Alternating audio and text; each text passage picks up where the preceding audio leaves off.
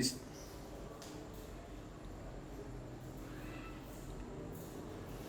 अच्छा ज़रा ये रिप्रोड्यूस करें ना, फ्लाई हायर खोलें ज़रा, टास्क मैनेजर भी साथ साथ ओपन कर लें।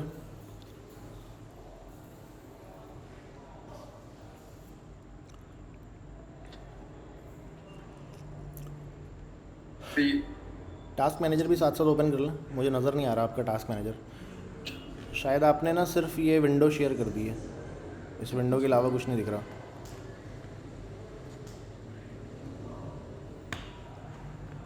सर मैं वापस करता हूँ। हाँ जी, वापस करें।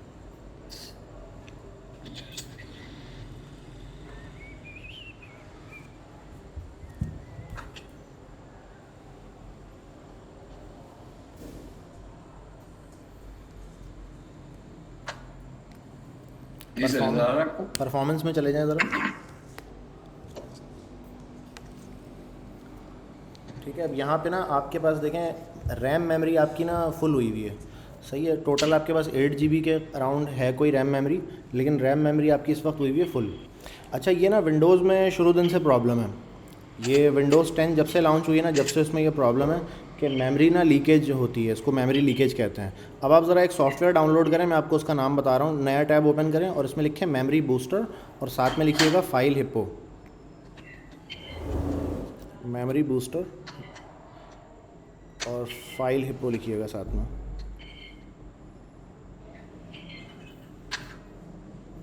ये पहला लिंक आ गया, इसको डाउनलोड कर लीजिए ज़रा, इस सॉफ्टवेयर को।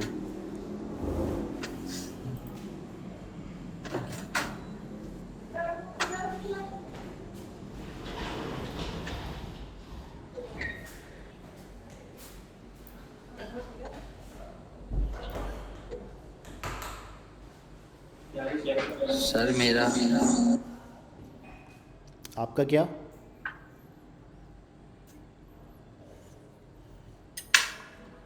सर 512 की SSD लगी हुई है, फिर भी मेरा वो लैग कर रहा है।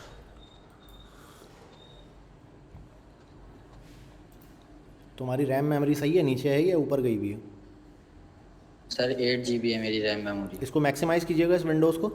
अच्छा ये जो फ़ोल्डर बना है ना नीचे, 1 करके जो फोल्डर आ रहा है चौथे नंबर पे जो है, इसको यहाँ से ये कट करके सी ड्राइव में ले जाके पेस्ट कर दें। यहाँ से कट कर दें इसको, सी ड्राइव के रूट पे ले जाके पेस्ट कर दें इसको।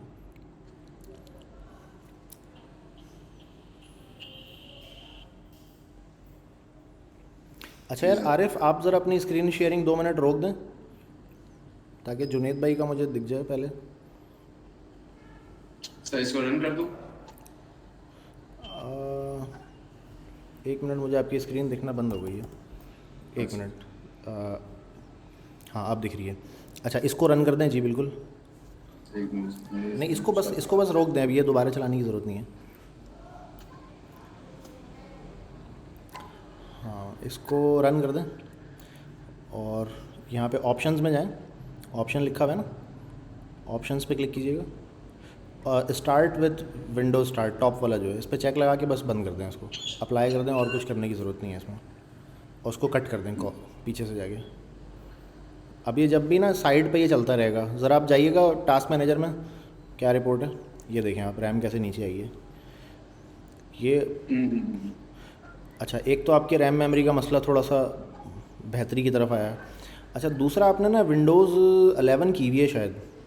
जी सर, इसने अपडेट कर दी विंडोज 11। हाँ अच्छा, विंडोज़ 11 की जो सिस्टम रिक्वायरमेंट है ना वो थोड़ी सी ज़्यादा है, तो बेहतर ये है कि अगर आपको परफॉर्मेंस चाहिए ना, अगर इस मशीन पे देख लीजिएगा आप ज़रा उसकी सिस्टम रिक्वायरमेंट्स की क्या रिपोर्ट है।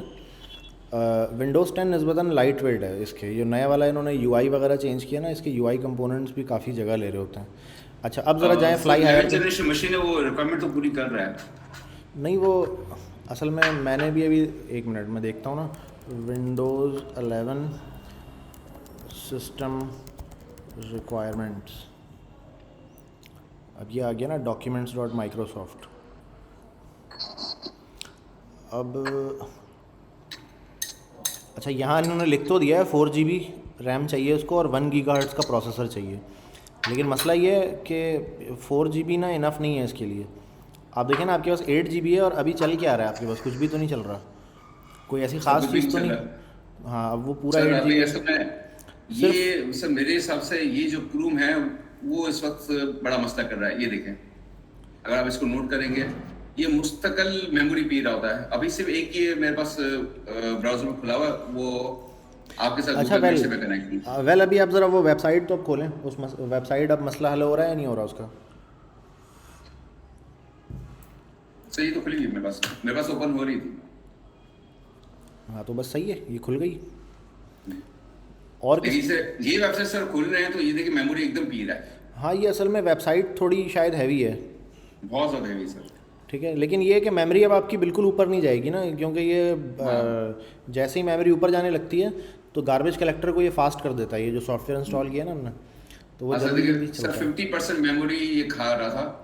पहले 3000 तक चला गया था, अब 260 पे आ गई। वेबसाइट मैंने बंद कर दी। हाँ इस वेबसाइट में कुछ ऐसा वो लगा सर कि वो कह तो यही रहे हैं कि सही कह रहे हैं कि वेबसाइट बहुत ज़्यादा हैवी है। हाँ तो बस जितने भी लोग अभी देख रहे हैं ना ये लाइव क्लास, वो सब अपने पास ना ये इंस्टॉल कर लें मेमोरी बूस्टर, ठीक है। विंडोज 7 पे भी चल जाता है, 8 पे भी, 10 पे भी, सब पे चल जाता है ये। तो इससे बेनिफिट ये होगा कि आपकी रैम थोड़ी सी एफिशिएंसी बढ़ जाएगी, क्योंकि विंडोज़ 10 में एक तो इटसेल्फ एक मेमोरी लीकेज का इशू है, ये पता नहीं क्यों सॉल्व नहीं कर रहे उसको। और दूसरा ये कि जो है ना आपका वो वेबसाइट जो है वो थोड़ी सी हैवी है मेमोरी के एतबार से। अच्छा सर, ये थोड़ा सा देख लीजिएगा, मैंने ये हाई वाले पे थोड़ा सा काम किया था, ज़्यादा नहीं कर सका था, जी तो इस जगह पे आके मैं फंस गया हूँ।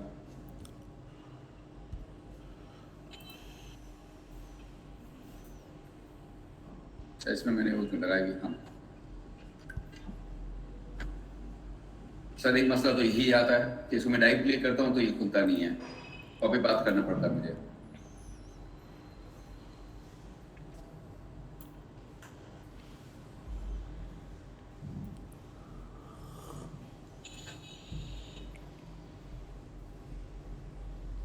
सर ये वीडियो जो है मैं चाह रहा हूँ कि सिर्फ और सिर्फ पहले पेज तक आए, ज्यादा ऊपर रह जाए। ये सब समझ ले पूरी स्क्रीन ये मेरी कवर कर रहा है। हाँ अब स्क्रॉल समझ करें, कौन सा कोड। ये आपने बॉडी के बैकग्राउंड पे लगा दिया ना, आप बॉडी के बैकग्राउंड पे नहीं लगाएं, आप एक डिव बनाएं, इतना बड़ा डिव जी बनाएं जो ऊपर स्क्रॉल होके, जब आप स्क्रॉल करें तो ज़ाहिर है डिव ऊपर चला जाएगा, तो उस डिव के बैकग्राउंड पे आप ये लगा दें। पूरी बॉडी पे लगाएंगे फिर तो ज़ाहिर है वो स्क्रॉल नहीं होगा ना। ठीक है सर। बाकी सर ये काम तो इसमें मैंने कर दिया था कि आप अगर इससे नीचे जाएगा तो ये जो है फिर टेक्नोलॉजीज, ये लोगो में ट्रांसफर हो जाएगा, और बीच का मेन्यू जो है जैसे उसमें हो रहा है, ये वाला मेन्यू यहाँ से गायब हो जाएगा। वेल डन यार, ज़बरदस्त, क्या बात है। ठीक है सर, बस मैं अपनी ये स्क्रीन शेयरिंग ऑफ कर रहा हूँ। जी, और इस पे ना जुनैद भाई टाइम लगा के थोड़ा इसको पूरा पेज बना लीजिएगा आखिर तक। सर बस यार थोड़ा क्लोजिंग से मैं फारिग हो जाऊँ, फिर इसमें काम करता हूँ। हाँ अच्छा, और कोई भी अपनी स्क्रीन शेयर करना चाह रहा था? आतिफ उमर जी। गिट पुश नहीं हो रहा है इनका यार, गिट के मसले तो बहुत पुराने हो गए हैं। चलो फिर भी शेयर करो।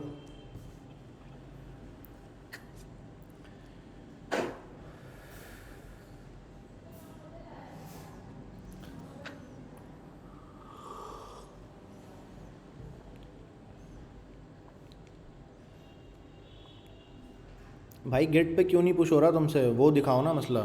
ये तो सही है, ये तुमने बना लिया ठीक है, गिट वाला मसला दिखा दो, अपना दिखाओ ना तुम, क्या प्रॉब्लम आती है तुम्हें।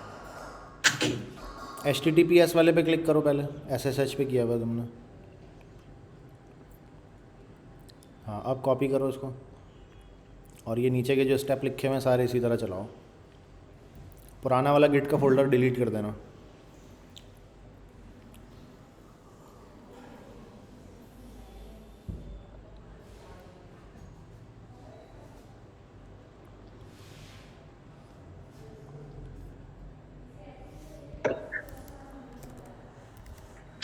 हेलो जी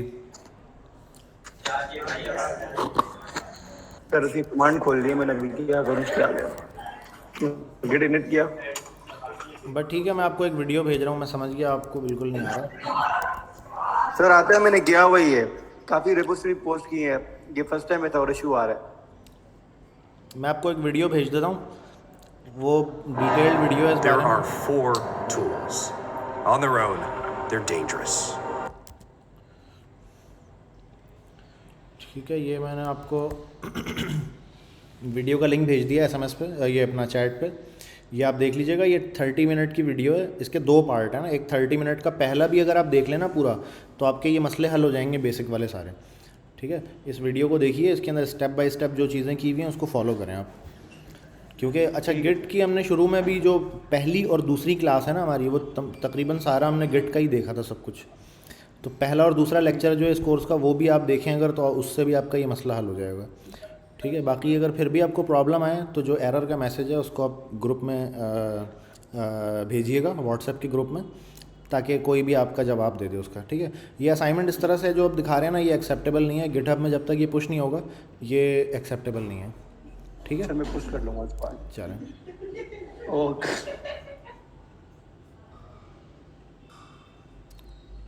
अपनी स्क्रीन शेयरिंग रोक दें।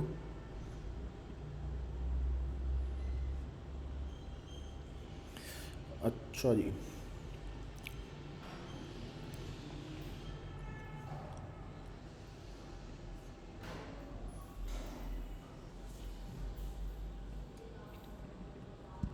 अच्छा आज हमने जावास्क्रिप्ट शुरू करनी थी, तो हम उसकी तरफ चलते हैं।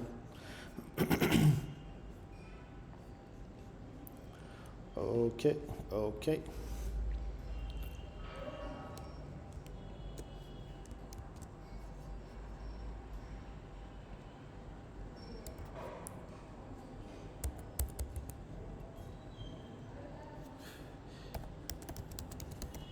एक जावास्क्रिप्ट का मैं फ़ोल्डर बना देता हूँ।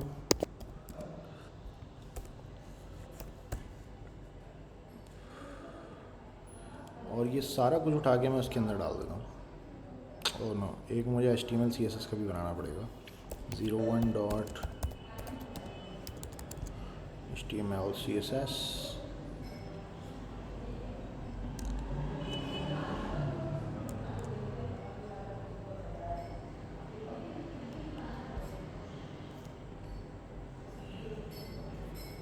सर एक सवाल है सर। जी दोस्त। सर ये जो आपने असाइनमेंट दिया था, हाँ। इसके अंदर ये वीडियो लगी हुई है या फिर इसने कोई एनिमेट वगैरह किया हुआ है? क्योंकि हमने जो डाउनलोड की है वो तो इसके ऊपर से पिक्चर ही की है। अच्छा, इन्होंने जो है ना पिक्चर लगाई हुई है, वो पिक्चर मैंने अपलोड भी कर दी थी गिटहब में। अगर मैं आपको दिखाऊं तो यहाँ मैंने ना जो तो वो तो पिक्चर तो मैंने डाउनलोड कर ली है, लेकिन मेरा यही सवाल था कि ये वीडियो इन्होंने लगी हुई है या फिर नहीं, वो वीडियो नहीं लगी हुई है। उसको वो जावास्क्रिप्ट के ज़रिए ना उसको मूव करवाया हुआ है। जावास्क्रिप्ट की ना बहुत सारी लाइब्रेरी इस तरह की होती हैं, मैं आपको एक दिखा भी देता हूँ। जैसे एक है पैरालेक्स, मेरी स्क्रीन दिख रही है? जी जी। एक पैरालेक्स है जो ना, ये रहा parallax.com। अरे ये तो कुछ और खोल दिया मैंने। पैरालेक्स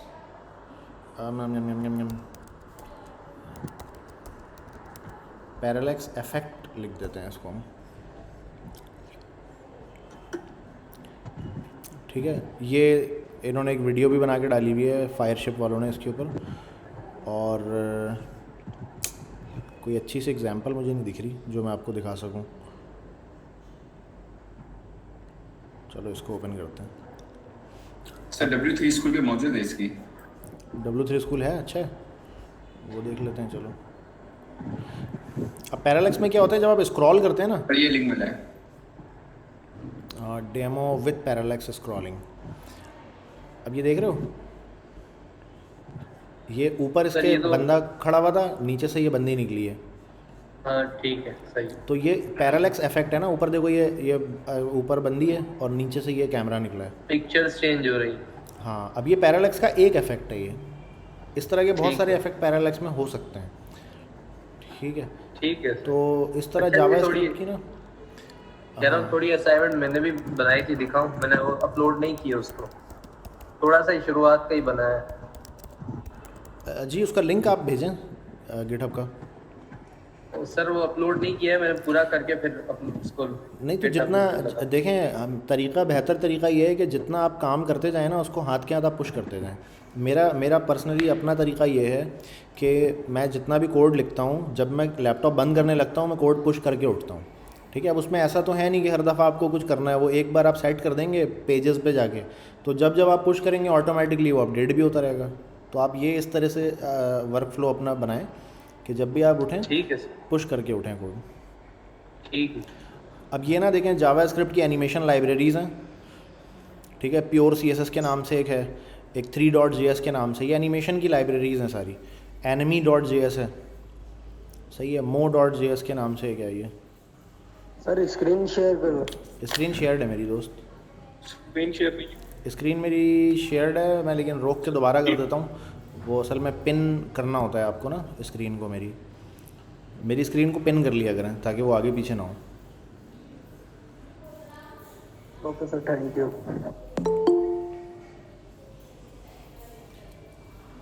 अच्छा,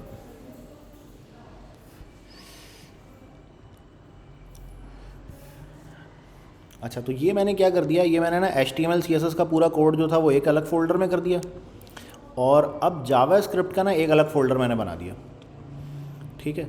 अब जावास्क्रिप्ट के अंदर मैंने प्लस का बटन दबाया और मैंने कहा index.html, एंटर, ठीक है। ये कोई ज़रक हुसैन क्लास में एंटर होने की कोशिश कर रहे हैं, लेकिन इनको मैं डिनाई कर रहा हूँ।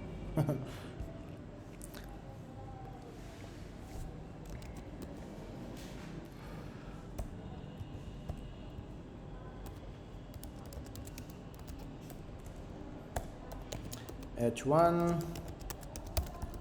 JavaScript hello world।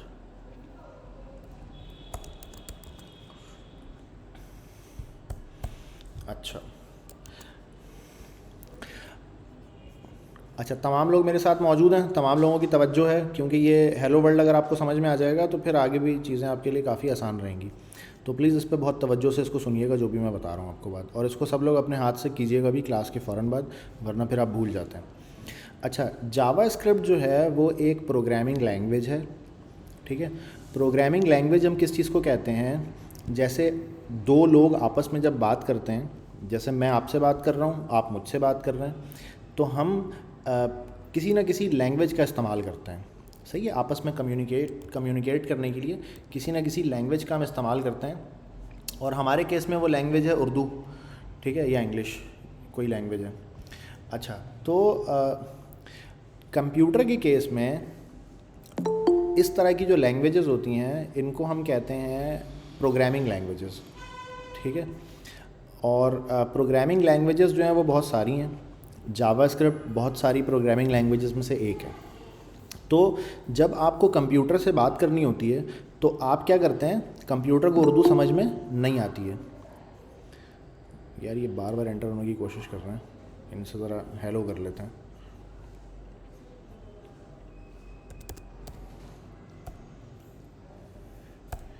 ये कहाँ गायब हो गए एंटर होने के बाद। जी मोहम्मद ज़रक, ज़रा प्लीज़ अपना माइक ऑन कीजिएगा। मोहम्मद ज़हाक, ZAHAK, प्लीज़ अपना माइक ओपन कीजिएगा, अदरवाइज़ मैं आपको ब्लॉक कर रहा हूँ, क्योंकि क्लास में एंटर होने का ना एक तरीका स्पेसिफाई किया हुआ है। आप ठीक है, अपना माइक ओपन नहीं कर रहे आप, तो मैं आपको ब्लॉक कर रहा हूँ।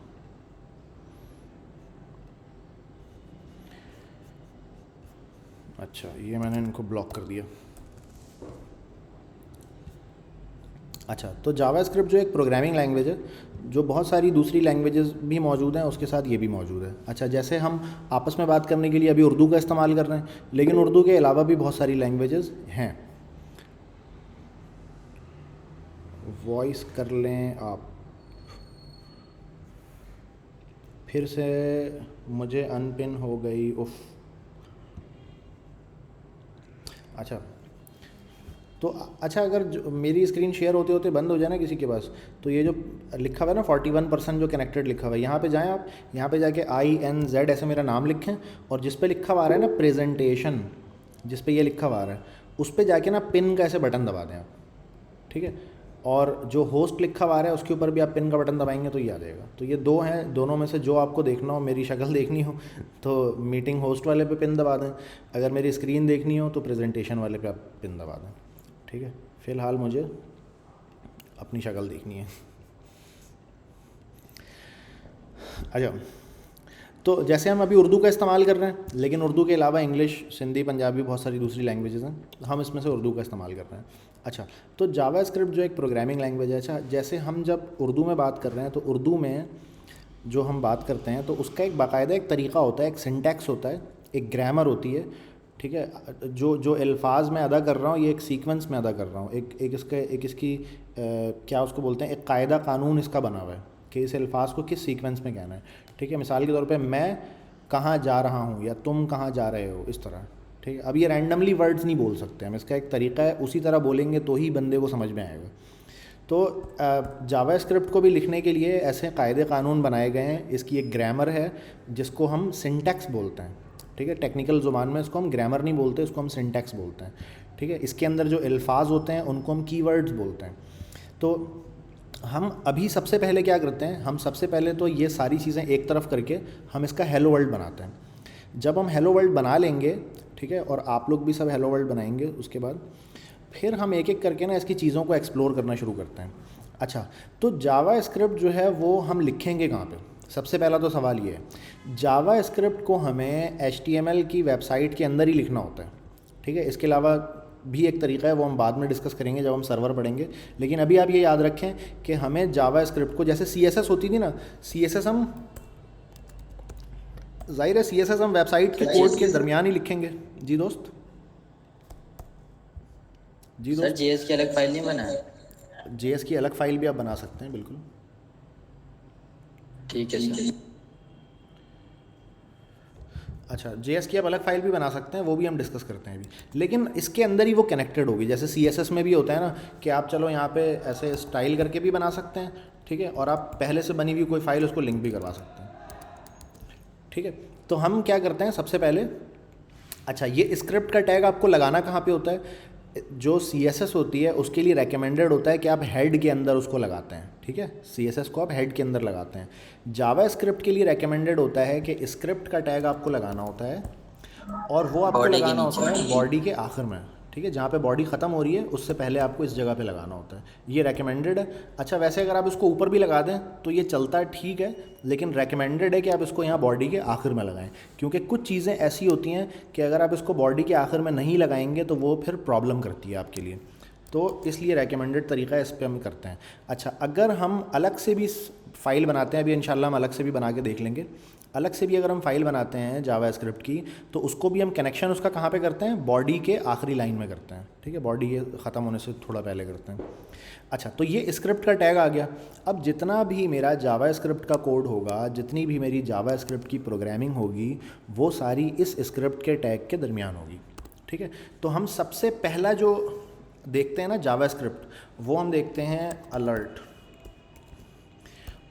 ठीक है। और अलर्ट के अंदर मैंने लिखा हेलो वर्ल्ड, ठीक है।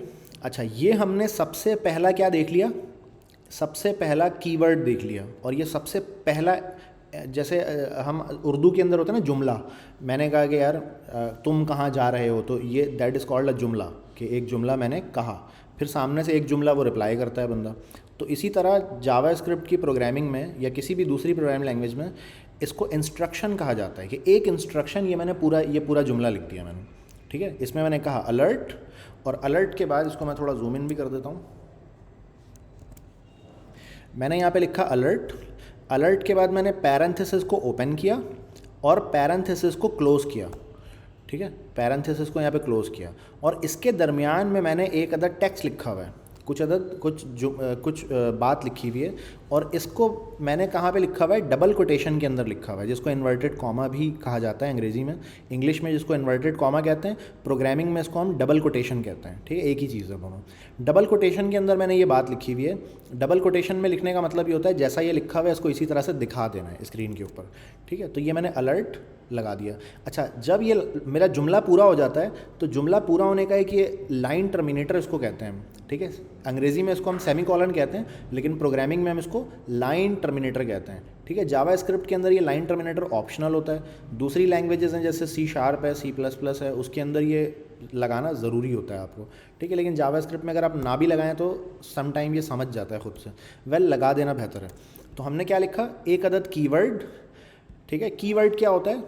जैसे उर्दू में हमारे पास अल्फाज होते हैं कि तुम, मैं, बोतल, चाय, पानी, इस तरह अल्फाज होते हैं, इस तरह प्रोग्रामिंग के अंदर कीवर्ड्स होते हैं। तो ये सब हमने कीवर्ड पढ़ा अलर्ट, और अलर्ट के बाद ऐसे ब्रैकेट ओपन, ब्रैकेट क्लोज, और बीच में इन्वर्टेड कॉमा में जो बात मुझे स्क्रीन पे दिखानी है वो मैंने लिख दी। अच्छा, तो जब भी अलर्ट लिखा हुआ आएगा जावास्क्रिप्ट के अंदर, तो जावास्क्रिप्ट इससे क्या समझता है? जावास्क्रिप्ट समझता है कि इस चीज़ को स्क्रीन के ऊपर दिखाना है, ये समझता है जावास्क्रिप्ट। अच्छा, तो ये मैंने लिख दिया हेलो वर्ल्ड का पहला कोड, छोटा सा सबसे। अब इस कोड को रन कैसे करना है? रन करने का वही पुराना तरीका है जो हम HTML CSS को रन करने का तरीका था। यहाँ पे आए, राइट क्लिक किया, कॉपी पाथ, और कॉपी पाथ करने के बाद मैं ये ब्राउज़र में गया, ब्राउज़र में जाके मैंने पेस्ट किया और इसको एंटर कर दिया।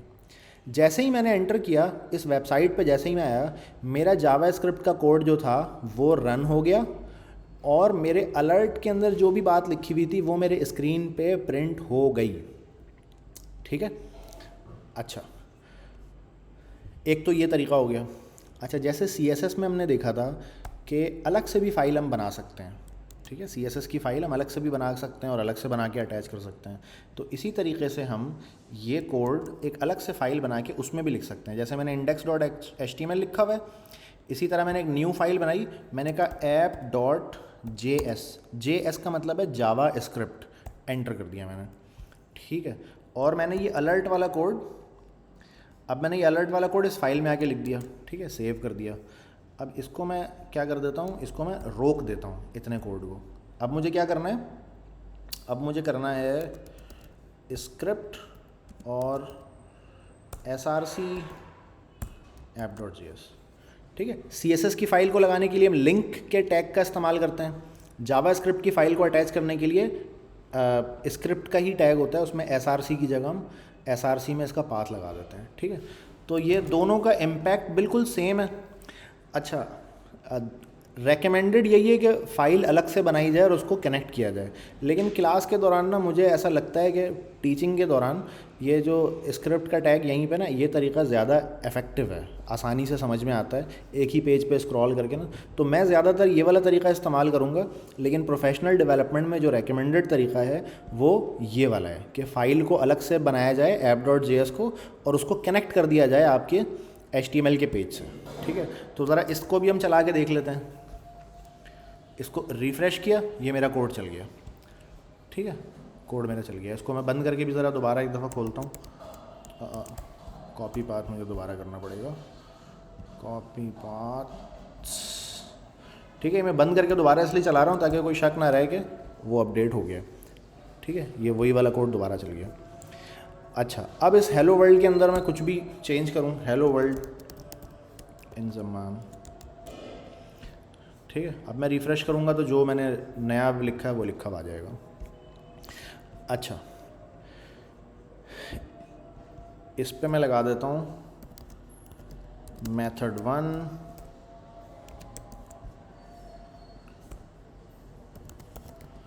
Method 2, recommended। सही है। अच्छा, इतना कोड जो मैंने अभी तक लिखा है, इसमें अगर किसी का कोई सवाल है तो प्लीज़ पूछिए, फिर अदरवाइज आगे बढ़ते हैं हम। सर ये जावास्क्रिप्ट क्लाइंट साइड लैंग्वेज है, ये सर्वर साइड लैंग्वेज है? दोनों पे जावास्क्रिप्ट सब जगह आ चुकी है। अभी तो हम फ़िलहाल क्लाइंट साइड पढ़ रहे हैं, लेकिन इंशाल्लाह जब हम सर्वर पढ़ेंगे तो उसमें भी हम जावास्क्रिप्ट ही पढ़ेंगे। सर ये मोहम्मद अहमद, आपका इको आ रहा है आपके माइक में। आपने शायद मोबाइल और उस पर दोनों पे ओपन किया हुआ है, इसलिए आपका माइक इको कर रहा है।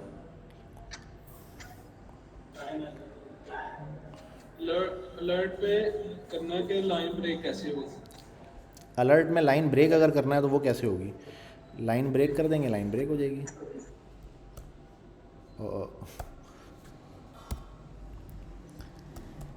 अच्छा, असल में अभी ES6 जो है ना, इसमें भी एक तरीका है कैसे करते हैं हम, बैकस्लैश डाल के ना एंटर कर देते हैं तो लाइन ब्रेक हो जाती है, लेकिन ये तरीका हो गया थोड़ा पुराना। हम जो पढ़ेंगे ना वो नया वाला बिल्कुल पढ़ेंगे। उसमें क्या कहते हैं हम, ये बैकटिक से बनाते हैं, और बैकटिक से करके ना अब जब लाइन ब्रेक करते हैं तो उसमें कुछ भी करने की ज़रूरत नहीं होती, लाइन ब्रेक हो जाता है यहाँ पे। ठीक है। अच्छा, ये बैकटिक ये थोड़ा सा लेकिन एडवांस है, अभी बाकी लोग इसको इग्नोर कीजिएगा जो इन्होंने पूछा है। जी क्या सर इसका बेसिक पर्पस क्या है? जावास्क्रिप्ट का जिस तरह देखें CSS है वो हम डिजाइनिंग के लिए यूज करते हैं, साथ में स्टाइल शीट बनाने के लिए। हाँ, तो इसी तरह जावास्क्रिप्ट का क्या रोल होता है जब हम वेबसाइट डेवलप कर रहे हो? जावास्क्रिप्ट का जो होता है ना वो असल में लॉजिक्स के लिए होता है ये, ठीक है। जैसे HTML हमने स्ट्रक्चर्स को बनाने के लिए किया था। अगर एक घर बन रहा है, ठीक है, अगर एक घर बन रहा है तो उसके अंदर आप HTML को लगा लेंगे, वो ग्रे स्ट्रक्चर जो है ना वो HTML है, ठीक है। अच्छा, फिर उसके बाद जो CSS है, वो जो पेंट वगैरह हुआ है खूबसूरती के लिए, पर्दे वगैरह खिड़कियाँ लगी हुई हैं, वो आप उसको कह लेंगे वो CSS है। लेकिन जो बटन दबाने से लाइट ऑन और बटन दबाने से लाइट ऑफ होती है ना, ये जावास्क्रिप्ट है। लॉजिक्स कि भाई मैं इस पे क्लिक करूं तो क्लिक करने से क्या इम्पैक्ट हो, सही है।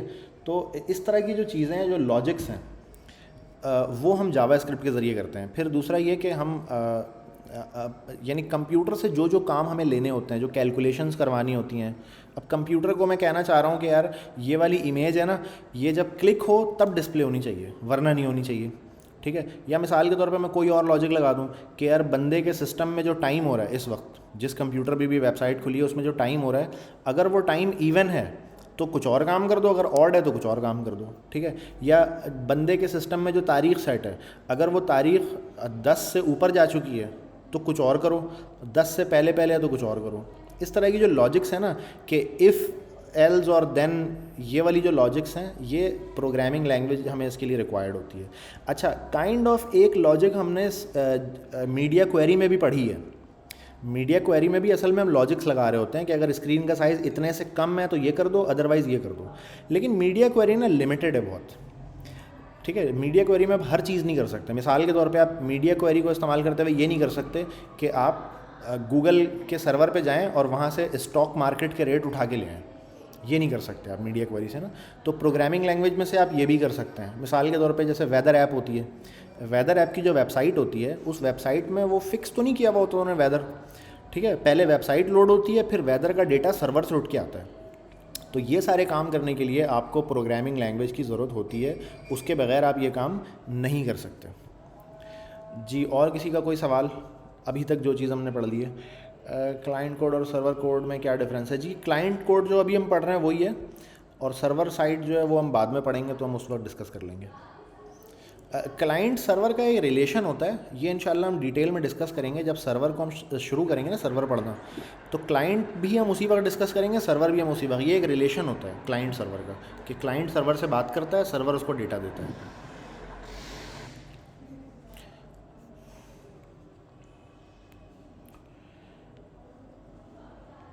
अच्छा, उमर खान कह रहे हैं कि सर अगर बॉडी का टैग के बाहर लगाएं तो काम करेगा? जी बिल्कुल काम करेगा, लेकिन रेकमेंडेड यही कि बॉडी के आखिर में उसको लगाया जाए। और अगर बॉडी के आखिर में आप नहीं लगाते हैं तो वो कुछ जगहों पे वो मसले करता है। अब वो कौन सी जगहें हैं वो मैं अभी डिस्कस नहीं करूँगा, वो आप जब प्रोग्रामिंग की प्रैक्टिस करेंगे तो आपको खुद ही पता चल जाएगा वो। तो अभी मेरा ख्याल है वो मुनासिब नहीं है डिस्कस करना, वो मैं बीच में किसी टाइम आपको मैं बता दूँगा। मिसाल के तौर पर जब आप किसी एलिमेंट को गेट करते हैं तो वो एलिमेंट अगर उस वक्त तक बना ही नहीं है तो वो आपको मिलता नहीं है फिर, ठीक है। इस वजह से आप बॉडी के आखिर में बनाते हैं। अब ये एलिमेंट गेट करना क्या होता है ये आपको ज़ाहिर है अभी समझ में नहीं आएगा, इंशाल्लाह जब हम एलिमेंट गेट करना सीखेंगे तो वो भी आपको समझ आ जाएगा। अच्छा, तो ये हो गया जनाब।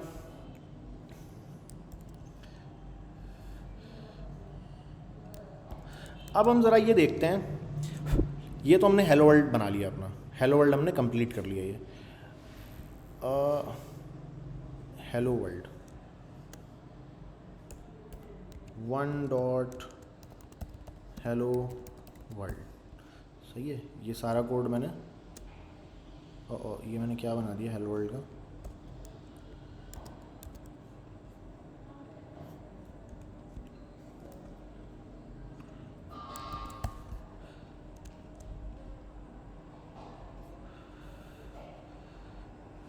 ठीक है, एक तो मैंने बना दिया ये हेलो वर्ल्ड। अब हम बनाते हैं 02, बल्कि बुक खोल लेते हैं ज़रा, बुक में क्या डिस्कस किया हुआ है इन्होंने। हम जो बुक फॉलो करने जा रहे हैं वो है हमारी smarter way to learn JavaScript.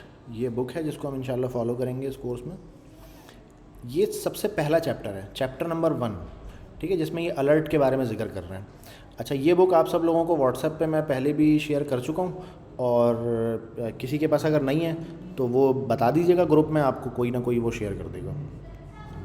अच्छा, ये इस अलर्ट का कोड है, ठीक है, बुक में लिखा हुआ है ये, इसको हमने चला कर देखा है। उसके अलावा यहाँ जो बाकी बातें लिखी हुई है ना बहुत सारी, ये छोटा सा चैप्टर है बहुत, बस ये 1 पेज का ही चैप्टर है पहला, ठीक है। मेरी आप सब लोगों से रिक्वेस्ट है कि आप ये जो पूरी कहानी लिखी हुई है ना, इसको ख़ुद से पढ़िएगा ज़रूर, ठीक है। ख़ुद से अगर आप पढ़ेंगे तो आपको काफ़ी चीज़ें ऐसी पता चलेंगी जो ज़ाहिर है हम क्लास में इतनी ज़्यादा डिटेल में डिस्कस नहीं कर सकते।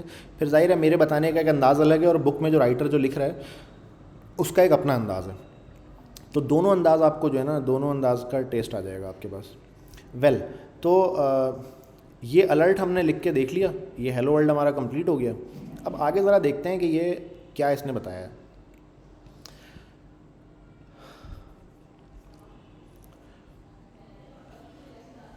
इसको बंद कर देते हैं, एक नया बना लेते हैं। एक नया फोल्डर मैंने बनाया है, इसका नाम मैंने रखा है वेरिएबल्स, राइट।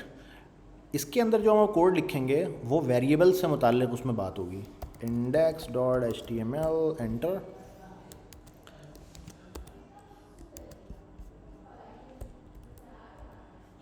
h1 वेरिएबल्स, और उसके बाद स्क्रिप्ट का टैग, और स्क्रिप्ट के टैग के अंदर अब सारी बातें लिख रहे होंगे, ठीक है जी। ये वेरिएबल्स मैंने यहाँ पे लगा दिया। वेरिएबल्स की स्पेलिंग मैंने गलत लिखी है क्या, वेरिएबल्स, असल में स्पेलिंग में बड़ा वीक हूँ मैं, तो मैंने एक्सटेंशन किया भाई, जो स्पेलिंग गलत होती है उसके नीचे वो लाइन लगा के बता देता है। अच्छा, तो ये हमने अब वेरिएबल्स का कोड हमने यहाँ लिखना है सारा। अब आगे ज़रा देखते हैं वेरिएबल में क्या इसने लिखा है। कह रहा है please memorise the following fact, my name is Mark and my nationality is US। कह रहा है कि ये 2 बातें आप जहन में रखें। शुरू के चैप्टर में, ये चैप्टर के शुरू में ही बता दिया कि मेरा नाम मार्क है और मेरी नेशनैलिटी जो है वो यूनाइटेड स्टेट की है, अमेरिका की। Now that you have memorize my name and nationality, I want have to repeat them literally again if I say you probably know other people who have my name, you will know I am referring to Mark। अब कह रहा है कि मिसाल के तौर पे एक बार मैंने आपको अपना नाम बता दिया ना, तो अगर मैं आपसे ये बोलता हूँ कि तुम मेरे जैसे नाम वाले किसी बंदे को जानते हो क्या, अगर ऐसे ये पूछता है, तो इसका मतलब है वो मार्क नाम के दूसरे लोगों की बात कर रहा है। तो अगर मैं जानता हूँ, मैं कहूँगा हाँ यार मेरे पीछे गली में भी एक रहता है वो भी मार्क है, सही है, वो भी अंकल मार्क है, तो मैं कहूँगा हाँ मैं जानता हूँ मार्क नाम के एक अंकल रहते हैं। अगर मैं नहीं जानता हूँ, मैं कहूँगा नहीं यार मार्क तो यहाँ पे किसी का नाम नहीं होता, यहाँ पे तो शब्बीर नाम होता है लोगों का, ठीक है, शब्बीर तो देखेगा। अच्छा, तो कह रहा है फिर दोबारा कि if I ask you whether my nationality is the same as yours, कह रहा है अगर मैं ये आपसे पूछूँ कि जो मेरी नेशनैलिटी है क्या आपकी भी वही है, तो आपको पता होगा कि US की बात कर रहा है। तो मैं उसको क्या जवाब दूंगा, मैं कहूँगा नहीं यार मेरी तो पाकिस्तान है नेशनैलिटी। तो अब ये एक बात इसने कह दी, तो शुरू में इसने क्या करवा दिया, एक नाम सेट करवा दिया, एक बात मुझे बता दी, एक डेटा मुझे दे दिया जो कि मुझे through out the course of the conversation मुझे याद रहेगी वो, ठीक है। मैं आके बैठा हूँ अभी, इससे मैंने मार्क से बात करना शुरू की है, तो थ्रू आउट द कन्वर्जेशन मुझे ये ना नाम याद रहेगा इसका कि यार अच्छा इस बंदे का नाम मार्क है और इस बंदे की ये अमेरिका में रहता है कहीं है। अच्छा, in these examples term my name and my nationality work the same way JavaScript variables do. कह रहा है कि जावास्क्रिप्ट के अंदर जो वेरिएबल्स होते हैं वो सेम बिल्कुल इसी तरह से काम करते हैं, ठीक है। Name is the term that refer to particular value, कि जब भी नाम की बात की जा रही है तो एक पर्टिकुलर वैल्यू समझ में आ रही है मुझे कि जब भी नेम बोला जा रहा है तो मार्क आ रहा है मेरे जहन में, ठीक है। अच्छा, अब जावा ये तो इसने एक जर्नल ज़ुबान में एक आम फहम ज़ुबान में इसने ये समझा दिया कि वेरिएबल्स होते क्या हैं, राइट। अब ये बता रहा है कि वेरिएबल को क्रिएट कैसे करते हैं।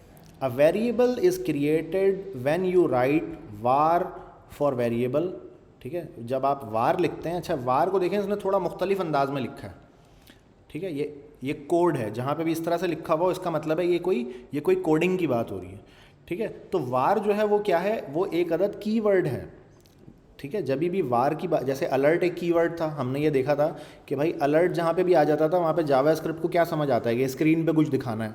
तो जहाँ पे भी वार लिखा हुआ आ जाता है वहाँ पे जावास्क्रिप्ट को क्या समझ आता है कि भाई मुझे एक वेरिएबल क्रिएट करना है, ठीक है, फॉलोड बाय द नेम। पहले वार लिखते हो आप, फिर उसके बाद वेरिएबल का जो नाम आप रखना चाहते हो वो रखते हो आप, ठीक है, और उसके बाद आप एक उसको वैल्यू दे देते हो। ये नीचे इसने कोड लिख कर भी बताया हुआ है यहाँ पे, ठीक है जी। तो मैं ये इसी तरह का कोड मैं भी अपने पास लिखने की कोशिश करता हूँ। मैंने कहा वार और मैंने कहा नेम इक्वल्स टू जॉन, मैं मेरे केस में मलिक लिख देता हूँ मैं, ठीक है।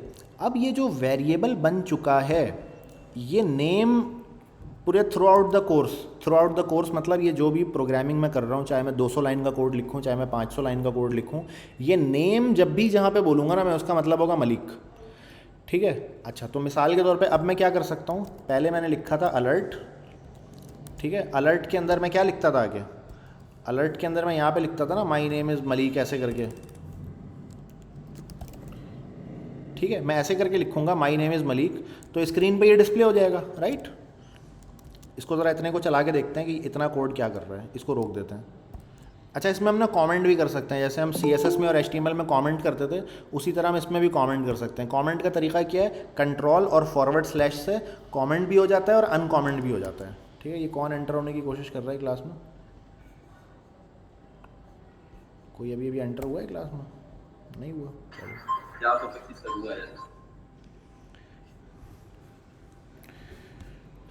वेल अच्छा, तो इतने कोड को ज़रा हम रन करके देखते हैं, ठीक है। मैंने यहाँ पे आके राइट क्लिक किया, कॉपी पाथ किया और यहाँ आके मैंने पेस्ट किया, माई नेम इज़ मलिक, देखो स्क्रीन पे आ गया, ठीक है ना। तो हमने अलर्ट ये पिछले क्लास में यानी पिछले वाले हेलो वर्ल्ड में पढ़ा था कि अलर्ट में जो कुछ भी लिखते हैं स्क्रीन पे वो कहाँ पे आ जाता है, स्क्रीन पे डिस्प्ले होके आ जाता है। अब मेरे पास क्या आ चुका है, एक अदद वेरिएबल आ चुका है जिसका नाम मैंने रखा है नेम, ठीक है। तो अब मैं इसको हटा के ना इसकी जगह पे नेम अगर लिख देता हूँ तो स्क्रीन पे क्या डिस्प्ले होना चाहिए इस सूरत में, कौन बता सकता है ये? मलिक। स्क्रीन पे मलिक लिखा हुआ आ जाएगा, मलिक, ठीक है। बहुत ऑब्वियस बात है कि ये मलिक जो नेम की जहाँ पे भी बात करूँगा मैं वहाँ पे उसके अंदर मलिक लिखा हुआ है तो मलिक आ जाएगा। करते हैं जी, रिफ़्रेश करते हैं, ठीक है, मलिक स्क्रीन पे लिखा हुआ आ गया। तो इस तरह से मैं वेरिएबल 2, 3, 4, 5 जितने चाहूँ वेरिएबल में बना सकता हूँ यहाँ पर, ठीक है। अच्छा, तो ये तो वेरिएबल हमने समझा।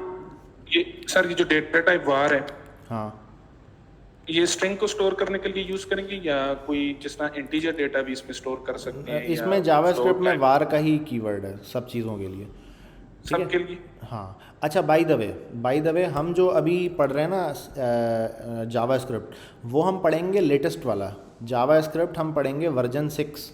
जो इससे पहले पढ़ते थे ना, यानी बुक जो लिखी हुई है वो वर्जन 5 में लिखी हुई है असल में, तो हम लेकिन पढ़ेंगे वर्जन 6। अच्छा, वर्जन 6 में होता है ये लेट, ठीक है। तो बुक में तो सब जगह वार लिखा हुआ है लेकिन हम पढ़ेंगे लेट, क्योंकि नया वाला जो सिंटैक्स है वो लेट है।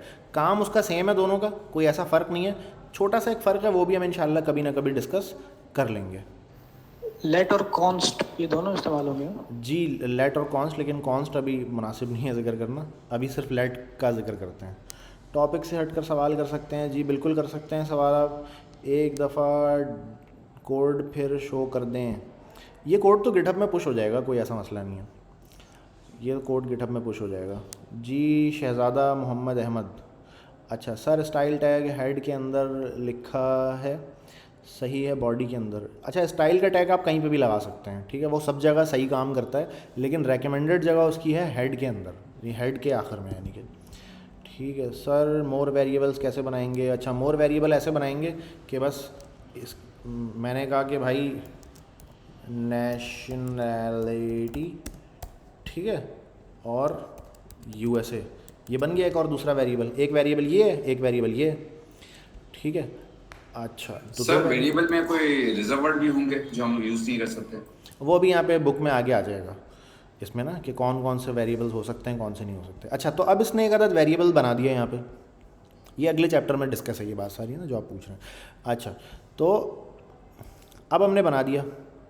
अब एक बार जब वेरिएबल बन गया तो वेरिएबल के नाम से जाहिर है कि वो वेरी करता है, ठीक है। वेरिएबल हम ऐसी चीज़ को करते हैं जो वेरी करता है।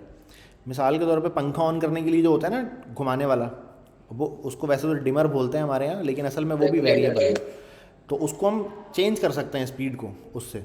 तो वेरिएबल जो बनाया ना नेम, ये नेम जो है इसको चेंज किया जा सकता है बाद में, लेकिन जब चेंज करना होगा तो मैं इसमें लेट नहीं लिखूँगा, मैं सिर्फ नेम लिखूँगा। ठीक है, मैं कहूँगा नेम इक्वल्स टू अहमद। ठीक है, तो अब ऐसा करने से क्या हुआ, एक तो मैंने लेट का कीवर्ड नहीं लिखा। लेट का कीवर्ड इसलिए नहीं लिखा कि लेट का कीवर्ड अगर लिखूँगा ना मैं तो ये एरर हो जाएगा। एरर इसलिए हो जाएगा कि लेट का कीवर्ड मैंने जिक्र किया था, जहाँ पे भी आता है वहाँ पे एक नया वेरिएबल बनाने की बात हो रही होती है। ठीक है, तो मैंने यहाँ पे क्या बोला हुआ है, लेट एक वेरिएबल बनाओ नेम, ठीक है, और उसमें वैल्यू डालो मलिक। अब यहाँ पे अगर मैं आके दोबारा लेट बोलूँगा ना तो देखो ये एरर आ गया फ़ौरन। ठीक है, ये लाल कलर की लकीर आ गई, इसका मतलब है तो ये बोलेगा भाई ये तो इस नाम से तो पहले से बना हुआ है वेरिएबल, तो बनाने की ज़रूरत अब दोबारा नहीं है। तो इसको मैं सिर्फ अब नाम बोलूँगा इसका, मैं बोलूँगा नेम इक्वल्स टू अब अहमद। ठीक है, पहले मलिक था अब अहमद। अब इस लाइन के बाद अगर मैं इसको अलर्ट करता हूँ,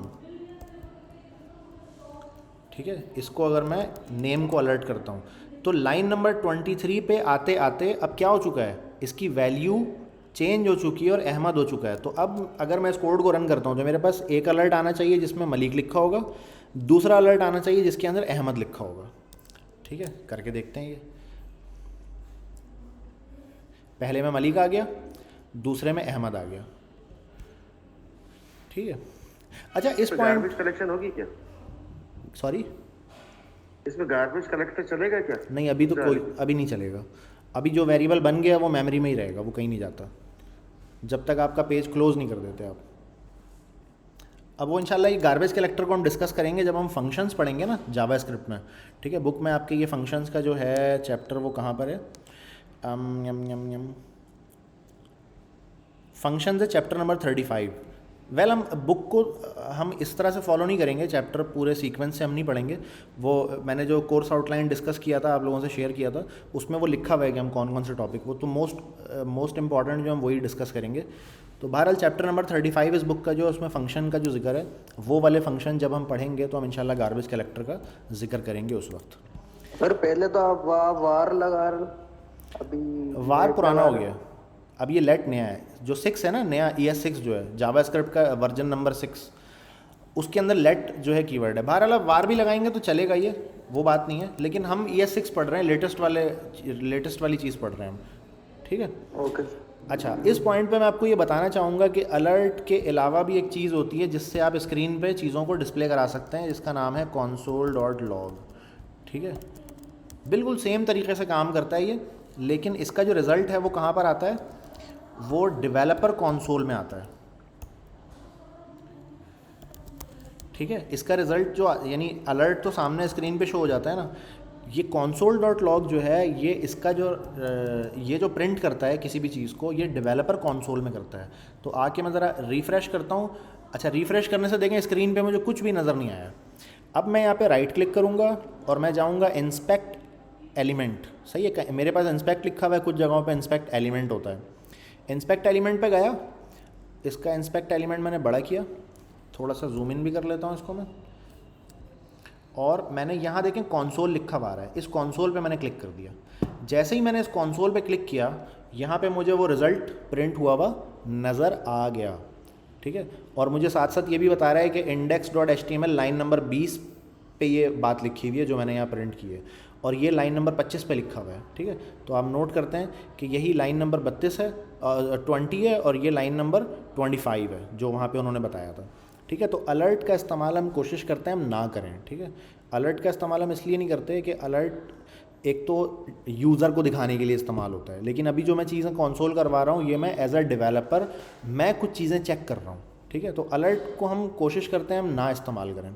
ठीक है, अभी हम इंशाल्लाह फ्यूचर में और भी चीज़ें पढ़ेंगे जो अलर्ट की रिप्लेसमेंट में अब कुछ नई चीज़ें वो आ चुकी हैं, तो हम अलर्ट को डिस्करेज करते हैं। वेल, तो console.log को भी इस्तेमाल करेंगे हम। अलर्ट भी आपके पास आ चुका है, दोनों चीज़ें पता चल चुकी हैं। हम एक दो और तरीके भी स्क्रीन पर डिस्प्ले करवाने के फ्यूचर में देखेंगे इंशाल्लाह। अच्छा, तो ये हमने देखा कि जनाब एक अदद वेरिएबल बनाना हमने सीख लिया अभी तक। ठीक है, उस वेरिएबल को स्क्रीन पे डिस्प्ले कराना सीख लिया, उस वेरिएबल को चेंज करना सीख लिया कि उस वेरिएबल एक बार तो बन गया, उसको मॉडिफाई कैसे करेंगे हम, वो हमने सीख लिया। अब आगे देखते हैं भाई बुक में क्या इसने बताया।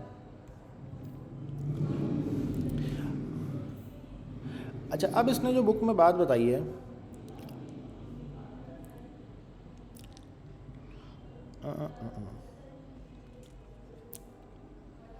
var mark और फ्लॉजी इक्वल टू मार्क। अब इसने अगली जो बात बताई है बुक में, वो इसने ये बताई है कि जनाब, मैंने कहा लेट माई नेम, ये एक मैं नया वेरिएबल बना रहा हूँ और इसमें मैंने एक बात कोई लिख दी।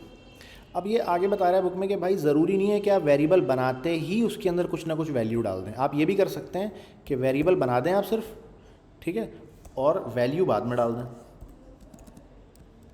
ठीक है, क्योंकि लेट का मतलब होता है वेरिएबल बनाओ।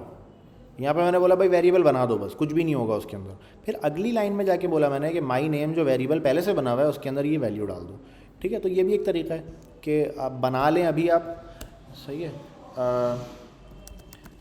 पहले इसको डिक्लेयर करें फिर इनिशियलाइज कर दें। हाँ, make variable now and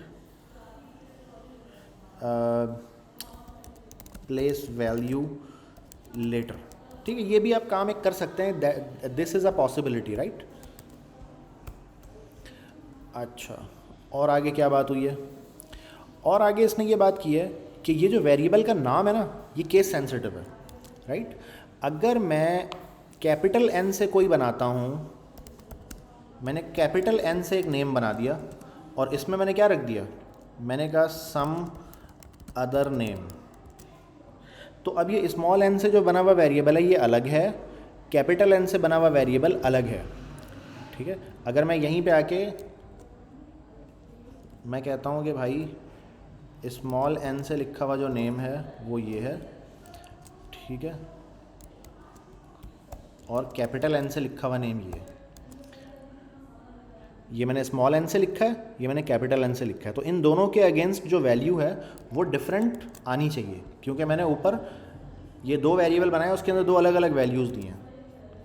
refresh किया मैंने, अब देखें स्मॉल एन से जो था उसमें मलिक आ गया, कैपिटल एन से जो था उसमें सम अदर नेम लिखा हुआ गया।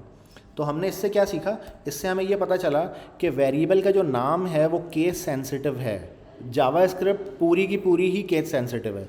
केस सेंसिटिव का मतलब क्या है कि जो चीज़ स्मॉल में लिखी हुई है उसको स्मॉल में ही लिखना है, जब भी आपको मिलेगा वो।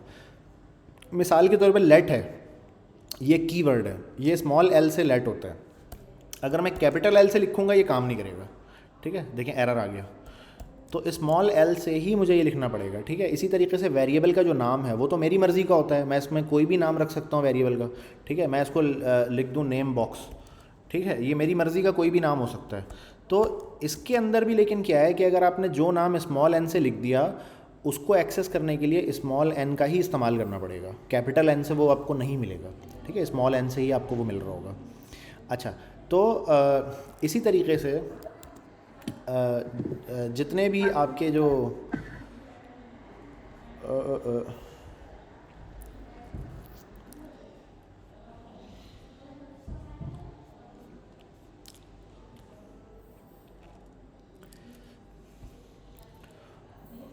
अच्छा, तो इसी तरीके से जितने भी आपके कीवर्ड्स हैं, जैसे लेट है, जैसे ये console.log है, these are keywords, right, these are keywords. तो ये कीवर्ड्स भी आपको जिस तरह से लिखा हुआ है एग्जैक्टली इसी तरह लिखना पड़ेगा। अगर आप कैपिटल सी से अगर console लिखेंगे तो ये एरर दे देगा आपको कोई ना कोई, ठीक है। एरर दे दिया कि कैपिटल सी से console is not defined, capital C से console इसको पता ही नहीं है कि क्या होता है, ठीक है। अच्छा, ये हमारा हो गया दूसरा चैप्टर कंप्लीट।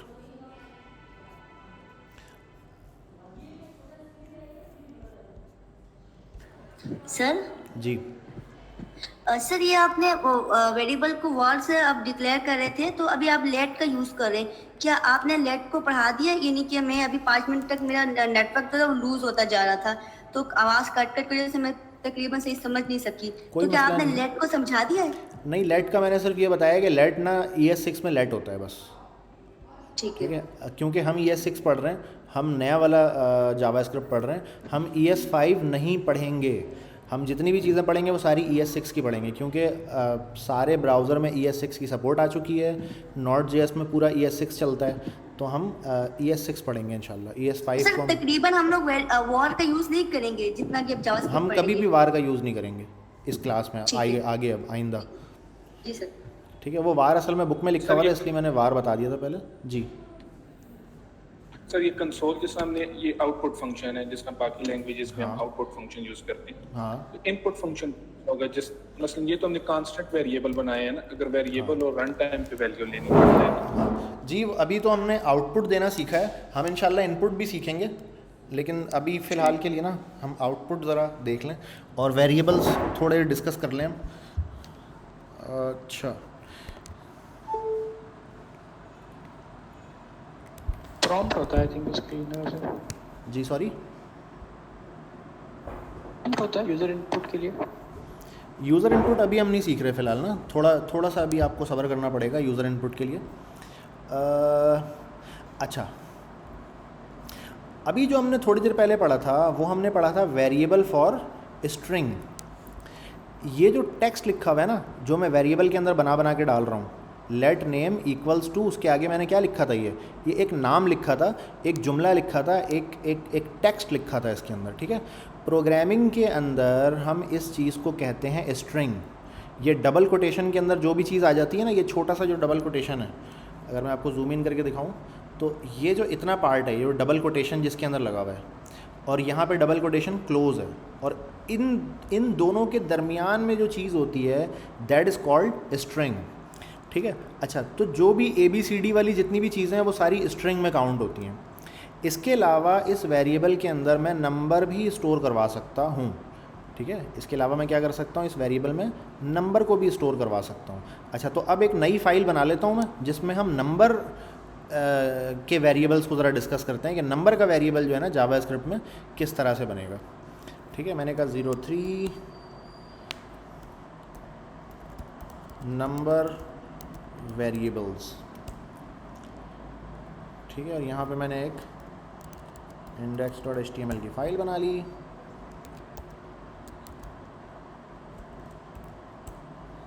मैंने कहा लेट इंग्लिश। ठीक है, मिसाल के तौर पे मैं इंग्लिश के मार्क्स लिख रहा हूँ, मैंने कहा 35। ओके, कुछ गड़बड़ की है मैंने क्या इसमें, कोड का कलर क्यों नहीं चेंज हुआ? ओके, मैंने वो स्क्रिप्ट का टैग नहीं लगाया, स्क्रिप्ट के टैग के बाहर लिखना शुरू हो गया था मैं। सर ये तो वो है ना, जावास्क्रिप्ट तो नहीं खोला हुआ आपने? हाँ,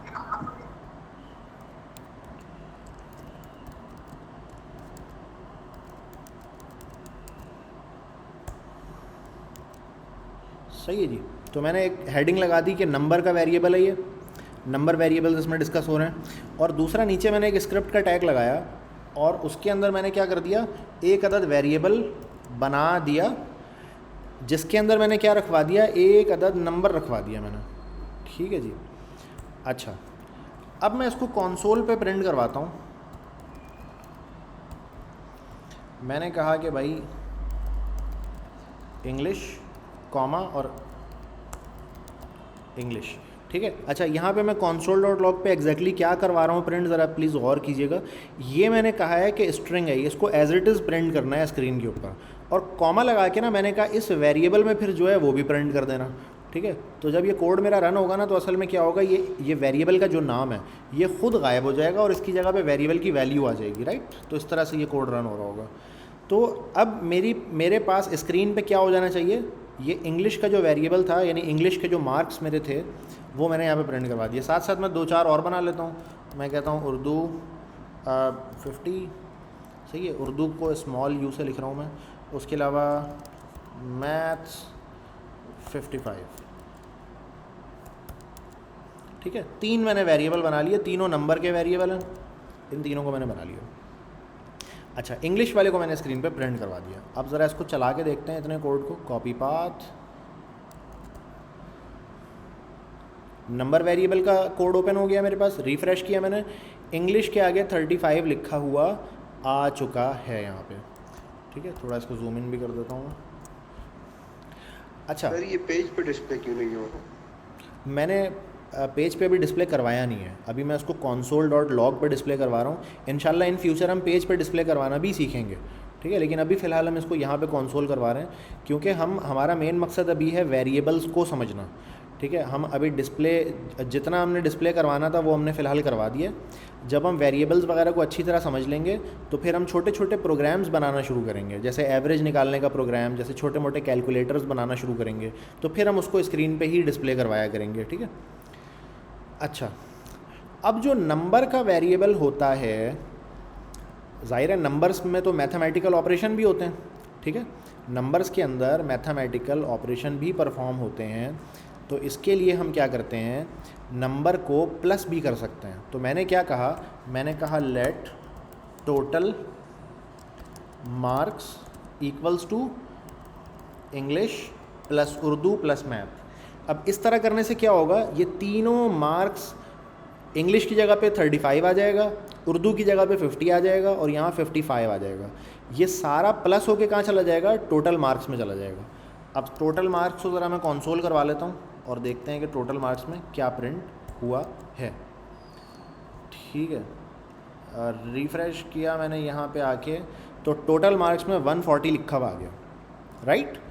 अच्छा, जिस तरह से मैंने प्लस किया है इसी तरह से मैं माइनस भी कर सकता हूँ और इसी तरह से मैं डिवाइड भी कर सकता हूँ, राइट।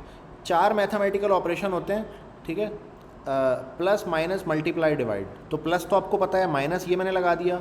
मल्टीप्लाई के लिए स्टेरिक का साइन इसमें लगता है, राइट। ये मल्टीप्लाई है और ये डिवाइड है।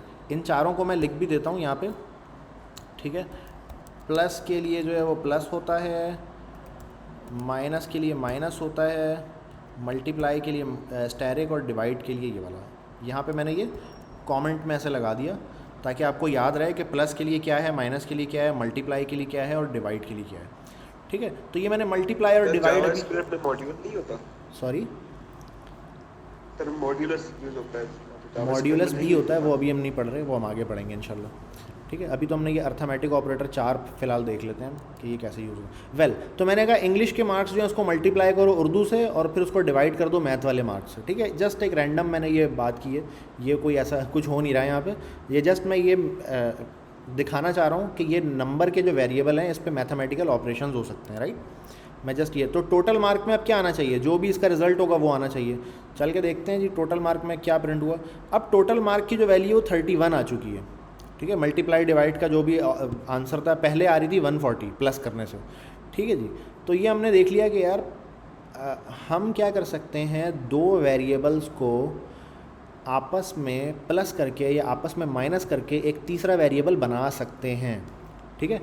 ये वाली बात सबको समझ में आई कि हम एक तो नंबर का वेरिएबल हमने बनाना सीखा, दूसरा नंबर के वेरिएबल की ख़ास बात क्या है कि उसके अंदर मैथमेटिकल ऑपरेशन परफॉर्म करने की हमेशा ज़रूरत पड़ती है। नंबर जहाँ पे भी होगा वहाँ पे मैथ्स लाजमी आएगी कि भाई ज़ाहिर है नंबर होगा तो प्लस माइनस कुछ ना कुछ वो हो रहा होगा कि भाई मैंने किसी से 10 रुपये लिए फिर मैंने 5 रुपये उसको वापस दिए, तो ये इस तरह से कैलकुलेशन हो रही होगी। अगर आप किसी शॉपिंग कार्ट वगैरह में देखें तो उसमें क्या होता है कि बंदे ने 4 प्रोडक्ट खरीदी है तो चारों की जो प्राइस है वो प्लस होके आखिर में आपको टोटल बिल नज़र आ रहा होता है, राइट। तो जहाँ पे भी नंबर की बात आएगी वहाँ पे ज़ाहिर है कुछ ना कुछ प्लस या माइनस कुछ ना कुछ हो रहा होता है। तो हमने क्या किया, इन तीनों को मैं वापस प्लस कर देता हूँ इसको, ठीक है। टोटल मार्क क्यों गया, वापस प्लस कर दिया मैंने।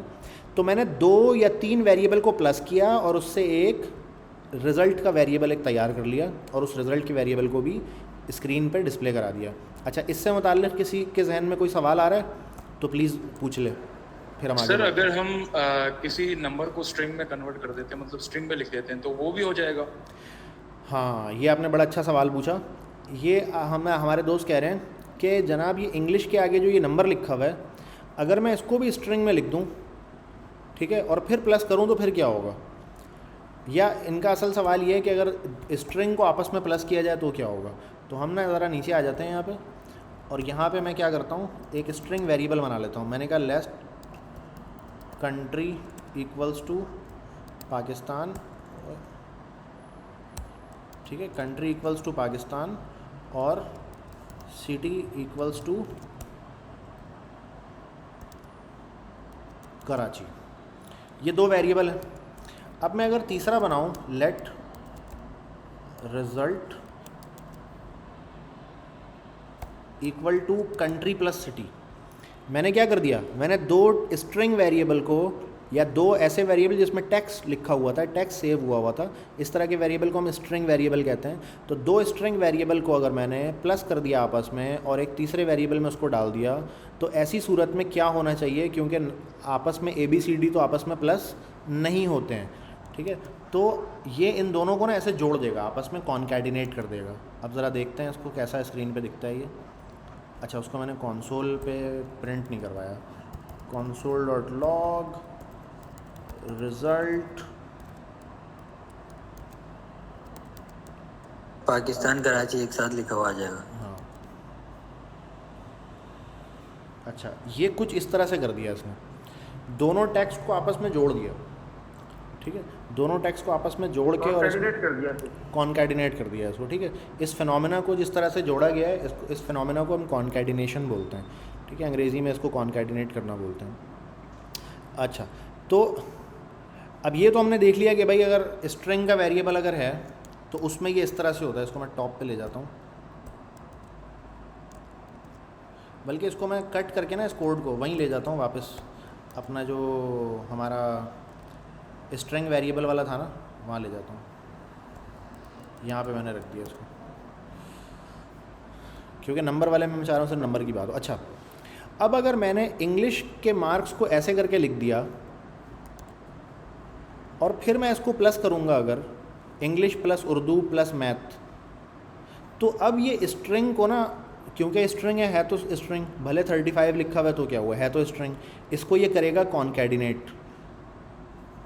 अच्छा, अब एक है इंग्लिश लिखा हुआ है 35 स्ट्रिंग में, फिर उर्दू है नंबर, तो जब स्ट्रिंग को नंबर के साथ करते हैं ना प्लस, तो इस उर्दू को भी ये स्ट्रिंग बना देता है, ठीक है, और इन दोनों का रिज़ल्ट भी स्ट्रिंग होता है। फिर मैथ को भी ये स्ट्रिंग बना देगा, इसका भी रिज़ल्ट स्ट्रिंग होगा। तो रिज़ल्ट हमारा होगा 355055, ऐसे एक नंबर लिखा हुआ आ जाएगा। देखते हैं जनाब क्या रिपोर्ट है इसकी, ठीक है, कुछ इस तरह से मेरा रिज़ल्ट आ गया। तो मेरे ऑपरेशन के अंदर अगर पहला स्ट्रिंग आ गया ना, अगर सबसे पहला वाला, तो बाकी जितने भी आगे आते जाएंगे उन सबको वो स्ट्रिंग बनाता चला जाएगा, ठीक है। तो ये हमने देख लिया कि भले वो नंबर अगर हो, लेकिन अगर ये डबल कोटेशन के अंदर लिखा हुआ है तो वो ये नहीं देखेगा कि लिखा हुआ क्या है, वो डबल कोटेशन की वजह से उसको स्ट्रिंग के तौर पे ट्रीट करेगा, ठीक है। और आगे आने वाले जितने होंगे ना, उनको भी वो स्ट्रिंग में कन्वर्ट करके उसको कॉन्कैटिनेट करता जाएगा बजाय प्लस करने के। सर प्लस करेगा, सॉरी हेलो सर, सर ये सिर्फ प्लस के केस में होता है, अगर आप माइनस करें, अगर आप अच्छा, बीच में माइनस, तब ये एज ए नंबर ही काउंट करेगा। अच्छा, इसको अगर तुम कह रहे हो माइनस करें तो नंबर के तौर पे काउंट करेगा। ये आप जहाँ पे टोटल मार्क्स है ना, इधर आए, हाँ, टोटल मार्क्स उठा के माइनस कर दें बस। इसको माइनस कर दूँ मैं, ठीक है, और इसको भी माइनस कर दूँ, इसको मर्जी है आपकी। अच्छा, इन्होंने बिल्कुल जी, इन्होंने बिल्कुल सही कहा कि अगर मैं इसको माइनस कर देता हूँ तो इसको ये क्या करता है, क्योंकि स्ट्रिंग आपस में प्लस तो हो जाते हैं लेकिन स्ट्रिंग आपस में माइनस नहीं होते, राइट, स्ट्रिंग आपस में माइनस नहीं होते हैं। तो जब इसको हम माइनस करने की कोशिश करते हैं तो वो क्या करता है, इस स्ट्रिंग को देखता है कि क्या इसको नंबर बनाया जा सकता है, अगर नंबर बनाया जा सकता है तो नंबर बना देता है, और नंबर बना के उसको माइनस कर देता है। जैसे हमारे इस केस में इंग्लिश में 35 लिखा हुआ है तो इसको नंबर में कन्वर्ट किया जा सकता है क्योंकि अंदर नंबर लिखा हुआ है, ठीक है। तो इसको ये नंबर में कन्वर्ट कर देगा और इसको माइनस भी ये कर देगा, ठीक है। -70 इसका आंसर आ गया। लेकिन इमेजिन करें कि अगर इसमें 35A लिखा हुआ होता, अब क्या होगा, ऐसे केस में एरर हो जाएगा, क्योंकि जब यहाँ पे आएगा ना इंग्लिश और इंग्लिश के साथ देखेगा माइनस है, तो इस इंग्लिश को ये कन्वर्ट करने की कोशिश करेगा नंबर में, और ये इसको कन्वर्ट नंबर में नहीं कर पाएगा क्योंकि 35 को तो सही है लेकिन A का क्या करे। तो अब ऐसी सूरत में एरर आ जाएगा, ठीक है, ऐसी सूरत में यहाँ पे एरर आ जाएगा और उस एरर को हम कहते हैं NaN, नॉट अ नंबर, ठीक है, नॉट अ नंबर का एरर आ जाएगा ये। वेल सर ये बेसिकली बग है कोई, मतलब वो उसको प्लस अगर हम कर रहे हैं तो वो कॉन्कैट कर रहा है, लेकिन जब माइनस कर रहे हैं तो वो उसको सब्ट्रैक्ट कर रहा है, तो मतलब बग है कोई ये? नहीं, ये डिफ़ॉल्ट बिहेवियर है इसका, इसी तरह डिज़ाइन किया गया है इसको। अच्छा सर, एक बात ये थी, अगर हम प्लस की कंडीशन में उर्दू और मैथ को अगर ब्रैकेट में रख देते हैं, हाँ, तो वो तो ये ऐड करके और उसके साथ कॉन्कैट कर देगा ना? हाँ जी, बिल्कुल कर देगा जो ब्रैकेट में रखते हैं उसको पहले कर देता है। ये ब्रैकेट वाला भी हम आगे चल के बुक में अभी आएगा ये तरीका।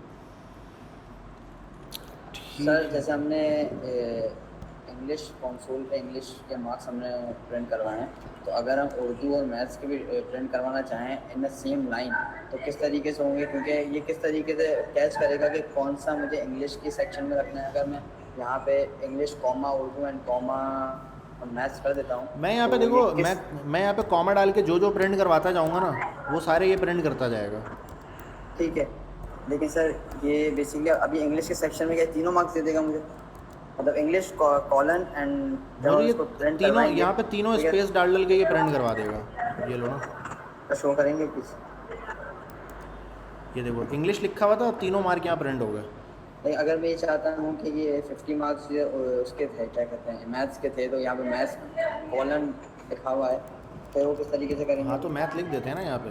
इस लाइन को मैंने 3 दफ़ा डुप्लीकेट किया ओके, और मैंने कहा भाई यहाँ पे मैथ्स प्रिंट कर दो, और उसके बाद मैंने क्या कहा, और कौन सा था, उर्दू था, उर्दू था, इसको मैंने प्रिंट करवा दिया। तो तीनों को मैंने अलग अलग प्रिंट करवा दिया। ऐसे भी कर सकते हैं, रिफ़्रेश किया, तीनों अलग अलग से प्रिंट हुए। अगर हम इसको एक ही लाइन में करना चाहें, इंग्लिश 35 मैथ्स 55, हाँ तो इसको यहाँ से कट करके एक ही इसी में डाल दो कॉमा करके।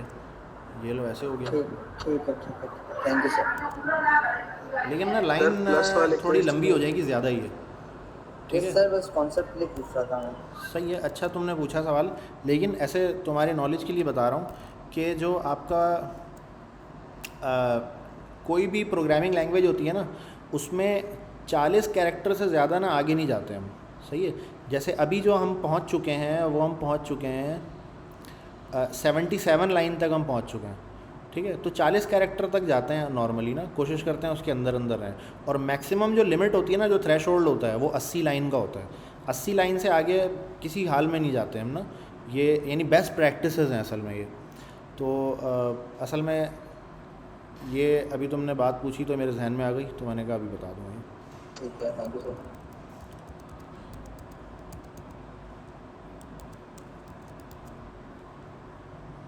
और हर सॉफ्टवेयर हाउस में ना ये स्टैंडर्ड भी अलग अलग होता है। कुछ सॉफ्टवेयर हाउस वाले कहते हैं कि भाई आपको 40 तक नहीं, चलो 50 तक नॉर्मल है। कुछ कहते हैं कि यार 70 भी हमारा थ्रेशोल्ड है, 70 से आगे किसी हाल में नहीं जाना। तो ये हर सॉफ्टवेयर हाउस का ना ये स्टैंडर्ड भी अपना अपना लोगों ने बनाया हुआ होता है। और एक स्टैंडर्ड ग्लोबल भी है जो दुनिया भर में फॉलो करते हैं, वो 80 कैरेक्टर थ्रेशोल्ड है उसका। अच्छा जी, तो ये हमने देख लिया। अच्छा, ये हमने नंबर के वेरिएबल को बनाना सीख लिया, नंबर के वेरिएबल को आपस में मल्टीप्लाई डिवाइड ये करना सीख लिया। अच्छा, जिस तरह स्ट्रिंग का वेरिएबल है ना, एक बार बन गया तो चेंज भी कर सकते हैं। तो इसको भी ना मैं चेंज, वैसे इंग्लिश का मैंने बोला कि भाई इंग्लिश में पहले क्या था, 35 था, लेकिन अभी इंग्लिश में क्या करो, इंग्लिश में 20 कर दो अब। सही है, इंग्लिश को मैंने चेंज कर दिया। तो अब यहाँ पे जो मुझे इंग्लिश मिलेगा वो मुझे क्या मिलेगा, वो मुझे 20 मिलेगा। सही है, 20 + 50 + 55। तो अब ज़ाहिर है मेरा रिज़ल्ट पहले 140 आता था, अब वो कम हो जाएगा। ठीक है, अब 125 हो गया। इंग्लिश मुझे अब 20 मिल रहा है, मुझे ये 35 नहीं मिल रहा, क्योंकि इंग्लिश जो था वो क्या था, एक वेरिएबल था, और वेरिएबल को मैं चेंज कर सकता हूँ किसी भी पॉइंट पे, और जहाँ पे मैंने चेंज कर दिया उसके बाद वाली लाइनों में मुझे ये चेंज हुआ हुआ ही मिलेगा। ठीक है, जो चेंज करने के बाद जो नई वैल्यू है वही मुझे मिलेगी। और जब भी मैं इसको वेरिएबल को चेंज करता हूँ, जैसे पुरानी वैल्यू जो थी ना इसमें 35, उसके बाद मैंने इसमें 20 डाला, जब 20 इसमें मैं नई वैल्यू डालूँगा तो पुरानी वैल्यू जो थी वो ख़त्म हो जाएगी इसके अंदर से, वो डिस्कार्ड हो जाएगी, और इस पुरानी वैल्यू को रिकवर करने का कोई तरीका नहीं है। ठीक है, जब भी आप नई वैल्यू डालेंगे पुरानी ख़त्म होगी और नई आ जाएगी। ठीक है, इसके अगली लाइन में जाके मैं बोलूँ कि भाई इसमें इंग्लिश में डाल दो 5। ठीक है, तो क्या हो जाएगा, अब इंग्लिश के अंदर 5 हो गया, ये 20 ख़त्म हो गया इंग्लिश में से। उसकी अगली लाइन में बोला, मैंने कहा 1035 डाल दो। ठीक है, तो ये 5 ख़त्म हो गया, ये वाली नई वैल्यू आ गई। तो मैं जितनी दफ़ा चाहूँ एक वेरिएबल की वैल्यू को चेंज कर सकता हूँ, और जब मैं उसको चेंज करूँगा पुरानी वैल्यू उसकी ख़त्म हो जाएगी, और उस पुरानी वैल्यू को रिकवर करने का कोई तरीका नहीं है। ठीक है, चलो इसको ऐसे ही रहने देते हैं। इंग्लिश के वैल्यू अच्छा सर, ये जो लेट है ये होइस्ट भी नहीं होता ना? नहीं, होइस्ट नहीं होता। ये होइस्ट होना भी एक असल में मसला ही है ना वैसे तो होइस्ट सही है, अच्छी चीज़ है, लेकिन होइस्ट भी एक मसला ही है एक तरह, क्योंकि दूसरी प्रोग्रामिंग लैंग्वेजेस में ये नहीं होता, होइस्ट का कोई कॉन्सेप्ट नहीं है। सर ये होइस्ट क्या है?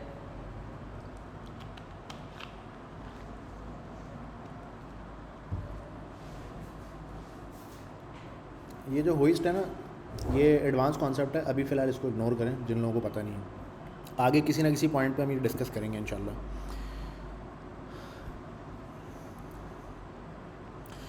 अच्छा, तो अब यहाँ ना एक्सटेंशन वो इंटेलिजेंस वाली। हाँ, ये इंटेलिजेंस जो है ना गिटहब को पायलट है। ये लिखा हुआ है ना गिटहब को पायलट। अभी बाय द वे इसको ख़त्म कर दिया इन्होंने, 22 अगस्त तक जो है ना वो फ्री है ये, उसके बाद से $10 महीने के चार्ज करेंगे तो बस 22 अगस्त तक भी मेरे मज़े लगे हैं, उसके बाद इसको वैसे भी ये पेड करने वाले हैं। तो बहरहाल है तो अच्छा एक्सटेंशन, लेकिन इतना अच्छा नहीं है कि मैं $10 महीने के पे करूँ इसके लिए। तो अभी फ्री में क्या अच्छा है? फ्री में ये अच्छा है कि कुछ भी लिखो ऑटो कंप्लीट कर रहा होता है ये। जैसे मिसाल के तौर पे मैंने कहा कि गेट एवरेज, ठीक है, और मैंने यहाँ पे आगे कहा फंक्शन गेट एवरेज। ये मुझे पूरा एवरेज का फंक्शन बना के दे दिया इसने, ये अच्छा है इसका। इंग्लिश, उर्दू, मैथ, ये मैंने वेरिएबल बनाए हुए थे ना ऊपर, ये उसी से ही पिक किया है इसने, और इन तीनों का एवरेज निकाल के मुझे ये कैसे होगा? ये कैसे आता है? अबे छोड़ो बस इसको, ये एक्सटेंशन करके दे रहा है मुझे गिटहब को पायलट। ये $10 आएगा। हाँ, अब ये $10 आया करेगा। हाँ, लेकिन यार ये इतना अच्छा नहीं है कि $10 मैं फ़िलहाल पे करूँ इसके लिए। लेकिन ये कि कोडिंग इससे काफ़ी फास्ट हो जाती है, ये एक बेनिफिट है इसका। अब ये एक आया है मार्केट में, तो कोई ना कोई दूसरा भी आएगा, वो भी ट्रेल तो देगा ही, क्योंकि गिटहब का अपना है ये, गिटहब वालों ने ही बनाया है इसको। माइक्रोसॉफ्ट इसका मालिक है गिटहब का अभी फ़िलहाल। तो माइक्रोसॉफ्ट ना इंशाल्लाह वो कभी ना कभी इसका ट्रेल इतना दे देंगे कि पर्सनल यूज़ के लिए कोई ऐसा मसला नहीं होगा। देखते हैं, बहरहाल हो सकता है पे कर भी दूँ $10 क्योंकि मैं पिछले 2 महीने से या 3 महीने से इसको यूज़ कर रहा हूँ, मेरी काफ़ी आदत ख़राब हो गई है इसको इंस्टॉल करने के बाद। तो हो सकता है मुझसे रहा ना जाए इसके बगैर, तो पे कर भी दूँगा, क्या पता। अच्छा, तो यहाँ पे ना अब ये चैप्टर है वेरिएबल फॉर नंबर्स, राइट। अब ये जो चैप्टर है ना, ये आपने पढ़ना भी है पूरा। आज के दिन में हमने 3 चैप्टर्स पढ़े हैं टोटल। अच्छा, 3 चैप्टर नहीं पढ़े बाय द वे, 3 चैप्टर तो खैर क्या है, ये 3 पेजेस हैं, ठीक है, एक पेज का तो चैप्टर है तीनों, ठीक है। तो हमने इस बुक के 3 पेजेस पढ़े हैं आज की डेट में, आज की क्लास में। आप सब लोगों से मेरी रिक्वेस्ट है कि क्लास ख़त्म होने के बाद ये पेजेस आपने ख़ुद से भी पढ़ाई करनी है इसकी। अब आगे इसने क्या बताया, आगे इसने बताया कि यार एक वेरिएबल बना हुआ था, उस वेरिएबल को और +7 करके मैंने एक दूसरा वेरिएबल बना दिया। ये एक पॉसिबिलिटी इसने बताई है। फिर इसने कहा 2 वेरिएबल बने हुए थे, उन दोनों को प्लस करके मैंने एक तीसरा वेरिएबल बना दिया, ऐसे भी हो सकता है, ठीक है। तो इस तरह से इसने बताया। फिर इसने ये बताया कि एक नंबर था, वो स्ट्रिंग में लिखा हुआ था 23। तो अब मैं जब इसको प्लस करता हूँ तो क्या आ जाता है, 237 आंसर आ जाता है, क्योंकि कॉन्कैटिनेट हो गया स्ट्रिंग की वजह से। ये सब हम करके देख चुके हैं, लेकिन इसके अंदर ये डिटेल में पूरी कहानी इसने लिखी हुई है। ये कहानी पढ़ेंगे तो आपको अच्छे से बात समझ में आएगी, आपको एक्यूरेट डेटा मिलेगा यहाँ से, ठीक है जी। अच्छा, अब इसने ये जिक्र किया है कि क्या चीज़ लीगल है और क्या चीज़ इल्लीगल है। वो अगला चैप्टर हमारा वो वाला है।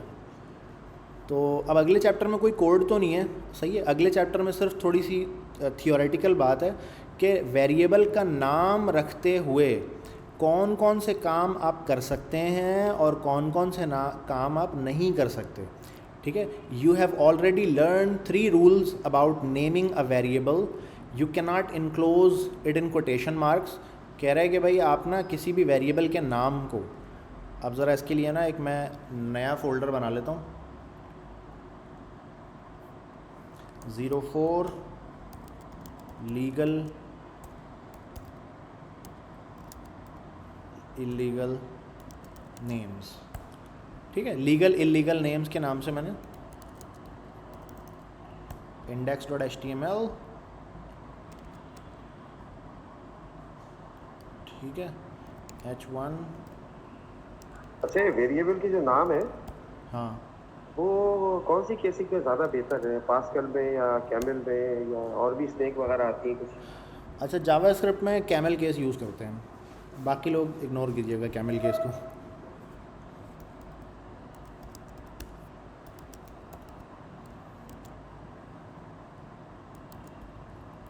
Variable naming, right.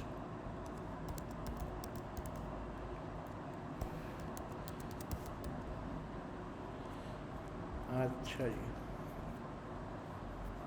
अब हम यहाँ पे ना एक एक करके बनाते हैं वेरिएबल, और हम देखते हैं कि कौन कौन सा नाम जो है वो लीगल है वेरिएबल में और कौन कौन सा नाम नहीं है।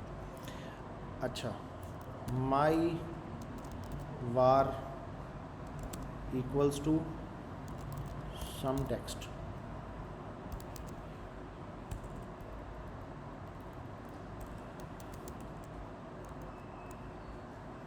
अच्छा, ये मैंने एक वेरिएबल बना दिया, बहुत ही सिंपल सा एक वेरिएबल है, हम इस तरह के वेरिएबल पहले भी बना चुके हैं। अब इसमें सबसे पहला काम इसने क्या बताया कि इस वेरिएबल के नाम को आप कोटेशन में पैक नहीं कर सकते, ये चीज़ अलाउ नहीं है, ठीक है। तो ये कोटेशन में आप कभी भी इसको नहीं रखेंगे, वेरिएबल का नाम हमेशा बग़ैर कोटेशन के होगा, ठीक है। दूसरा काम क्या नहीं कर सकते, the name can not be a number और स्टार्ट विद अ नंबर, ठीक है। अब इसको मैं कह देता हूँ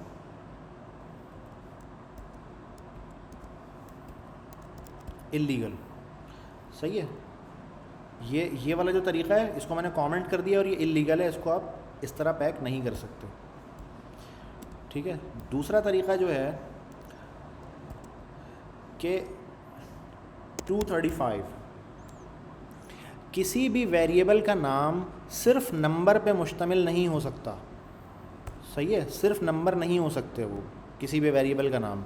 वेरिएबल का नाम टेक्स्ट में होना चाहिए, जैसे माई वार, माई नेम, सही है, और एज, ठीक है, या योर एज या यूज़र एज, इस तरह करके होना चाहिए।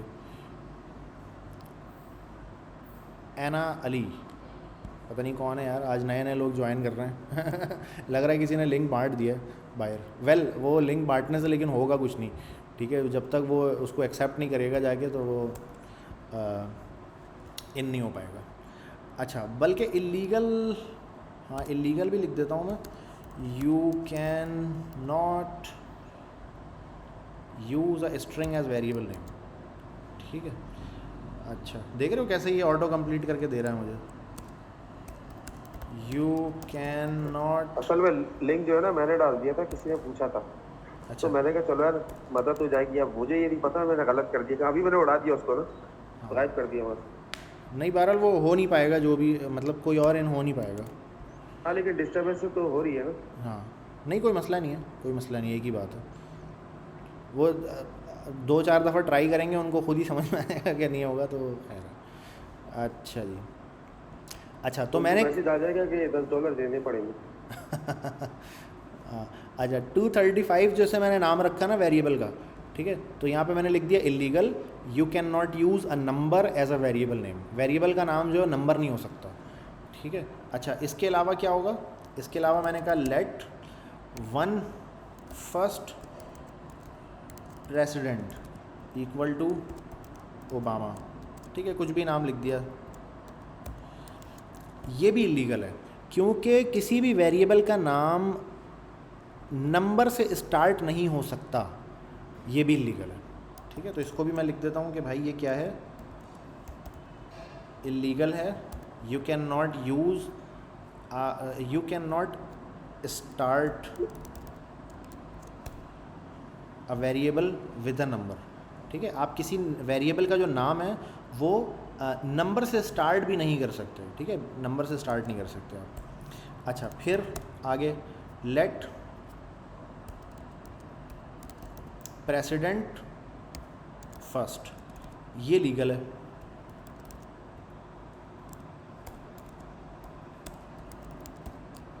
ये लीगल है। वेरिएबल के नाम के दरमियान में नंबर हो सकता है, ठीक है, किसी भी जगह पे दरमियान में हो सकता है, लेकिन शुरू में नहीं हो सकता, पहले पे नहीं हो सकता, ठीक है। मैंने कहा लीगल है, you can start a variable name ना यू कैन यूज़ नंबर। जी कुछ पूछ रहे हैं आप? सर अगर हम प्रेसिडेंट स्पेस फर्स्ट लिख के करें तो ये हो जाएगा?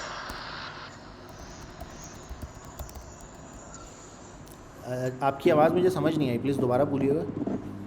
जैसे फर्स्ट प्रेसिडेंट करके तो हम नहीं लिख सकते। हाँ, अगर हम प्रेसिडेंट स्पेस फर्स्ट, स्पेस भी नहीं डाल सकते आप, स्पेस भी इलीगल है, ठीक है, स्पेस नहीं डाल सकते, आपको मिलाकर ही लिखना है। सर अगर फर्स्ट पे नंबर लगाना हो हाँ, फर्स्ट को अगर आप नंबर लिख दें FIRST तो फिर चल जाएगा वो, ठीक है। तो यहाँ पे ये लिस्ट इन्होंने बनाई हुई है पूरी कि ये काम आप कर सकते हैं, ये नहीं कर सकते। तो इसमें देखें आप, सबसे पहले इन्होंने ये बात लिखी हुई है, अ variable name can not contain any spaces. Sir जब प्लीज माइक ऑफ करवा दें। जी माइक प्लीज़ ऑफ कर दीजिएगा, बल्कि मैं कर देता हूँ।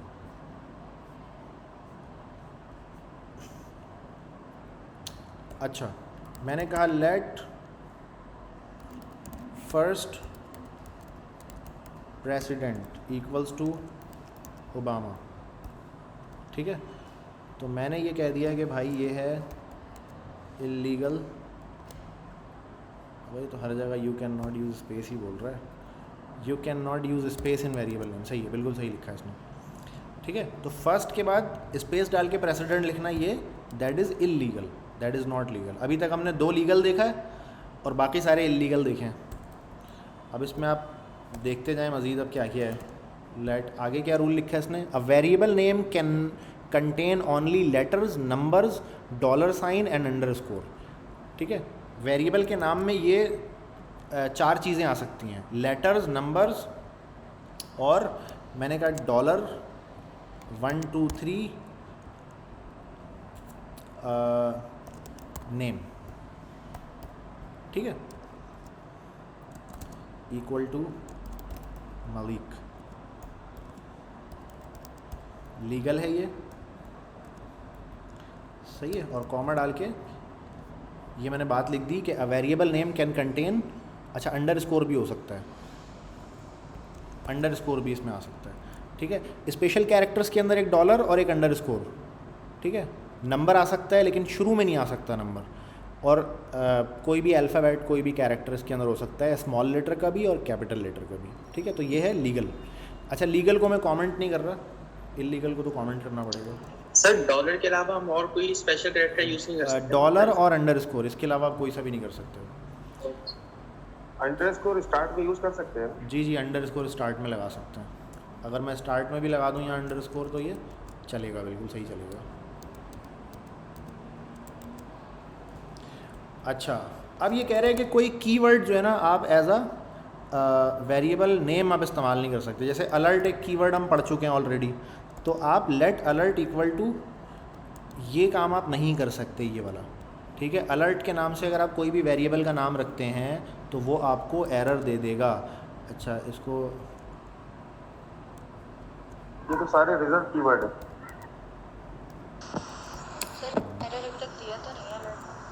सॉरी, एरर यहाँ पे शो नहीं हो रहा, लेकिन अभी मैं कोड को रन करूँगा तो वहाँ पे हो जाएगा। असल में मेरा जो टेक्स्ट एडिटर है ना, ये VS कोड, ये सम टाइम कुछ चीज़ों को ये दिखाता नहीं है ना एरर को, लेकिन अभी मैं इसको रन करता हूँ तो शायद ये मुझे ना फ़ौरन ही, अच्छा ये तो वो नहीं हुआ होगा। इसको मैंने कॉपी किया, कॉपी पाथ, और यहाँ पे आके पेस्ट किया, ओए नहीं दिया इसने एरर यार, ये क्या सीन है? कंसोल नहीं किया आपने? नहीं, ऐसे भी एरर दे देना चाहिए इसको। मिसाल के तौर पे मैं लेट के नाम से बना देता हूँ, ठीक है। लेट एक ऑलरेडी कीवर्ड है, मैंने वेरिएबल का नाम भी लेट रख दिया, तो इस पर तो इसने एरर दे देना है, लाजमी देना है। देखो दे दिया कि let is disallowed as a lexical bonding name, लेकिन ये अलर्ट पे पता नहीं क्यों नहीं एरर दे रहा। जैसे कॉन्सोल है, ठीक है, अलर्ट के बाद शायद वो पैरेंथेसिस एक्सेप्ट करता है। नहीं, लेकिन वो इन्होंने तो बाकायदा बताया हुआ है ना यहाँ पे, इन्होंने तो बताया हुआ है कि भाई आप ना जो भी कीवर्ड्स हैं आप उसको यूज़ नहीं कर सकते। अलर्ट के नाम से अगर आपने बनाना है तो आप कहेंगे यूज़र अलर्ट, या वार के नाम से बनाना है तो आप कहेंगे माई वार, ठीक है। जैसे वार भी एक कीवर्ड है, तो मैं वार यहाँ लगाऊंगा ना तो एरर आ जाए, देखो एरर आ गया वार लगाते ही, ठीक है। वेल पता नहीं वो अलर्ट पे क्यों नहीं दे रहा, देना चाहिए लेकिन उसको एरर। वेल अब वो बुक में लिखा है उन्होंने तो उसको फॉलो करते हैं। तो मैंने कहा कि वार क्या हो गया, ये इलीगल हो गया, और इसको सेव किया मैंने, इसको कमेंट कर दिया। अच्छा ठीक है, तो यहाँ पे मैं लास्ट में लिख देता हूँ यूज़ माई वार इंस्टेड, कि अगर आप माई वार करके बनाएंगे तो ये सही चल जाएगा, फिर कोई मसला नहीं करेगा आपको। ये सिर्फ वार लिखेंगे, यानी कि जो कीवर्ड है रिजर्व है पहले से, उसके नाम से आप वेरिएबल नहीं बना सकते। Capital letter are fine but be careful capital letter variable name are case sensitive. मिसाल के तौर पे यहाँ पे इसने जिक्र किया है कि अगर कैपिटल आर से कोई रोज़ है और स्मॉल आर से कोई रोज़ है तो वो दो अलग अलग वेरिएबल हैं, वो एक ही वेरिएबल नहीं है वो। ठीक है, ये हम पहले देख चुके हैं, इसको मेरे ख्याल लिखने की ज़रूरत नहीं है। अच्छा, I teach the camel case naming convention. Why camel case? अच्छा, कैमल केस अब क्या होता है भाई, ज़रा अभी ये जिक्र किया था किसी ने कैमल केस का, तो कैमल केस हम देख लेते हैं। मैंने कहा लेट, अच्छा ये अलर्ट और कंफर्म ना ये रिजर्व कीवर्ड नहीं है, जब भी उसने एरर नहीं दिया। अच्छा, कोई मुझे ये पढ़ के बता सकता है ये क्या लिखा हुआ है? My name is Inzamam Malik.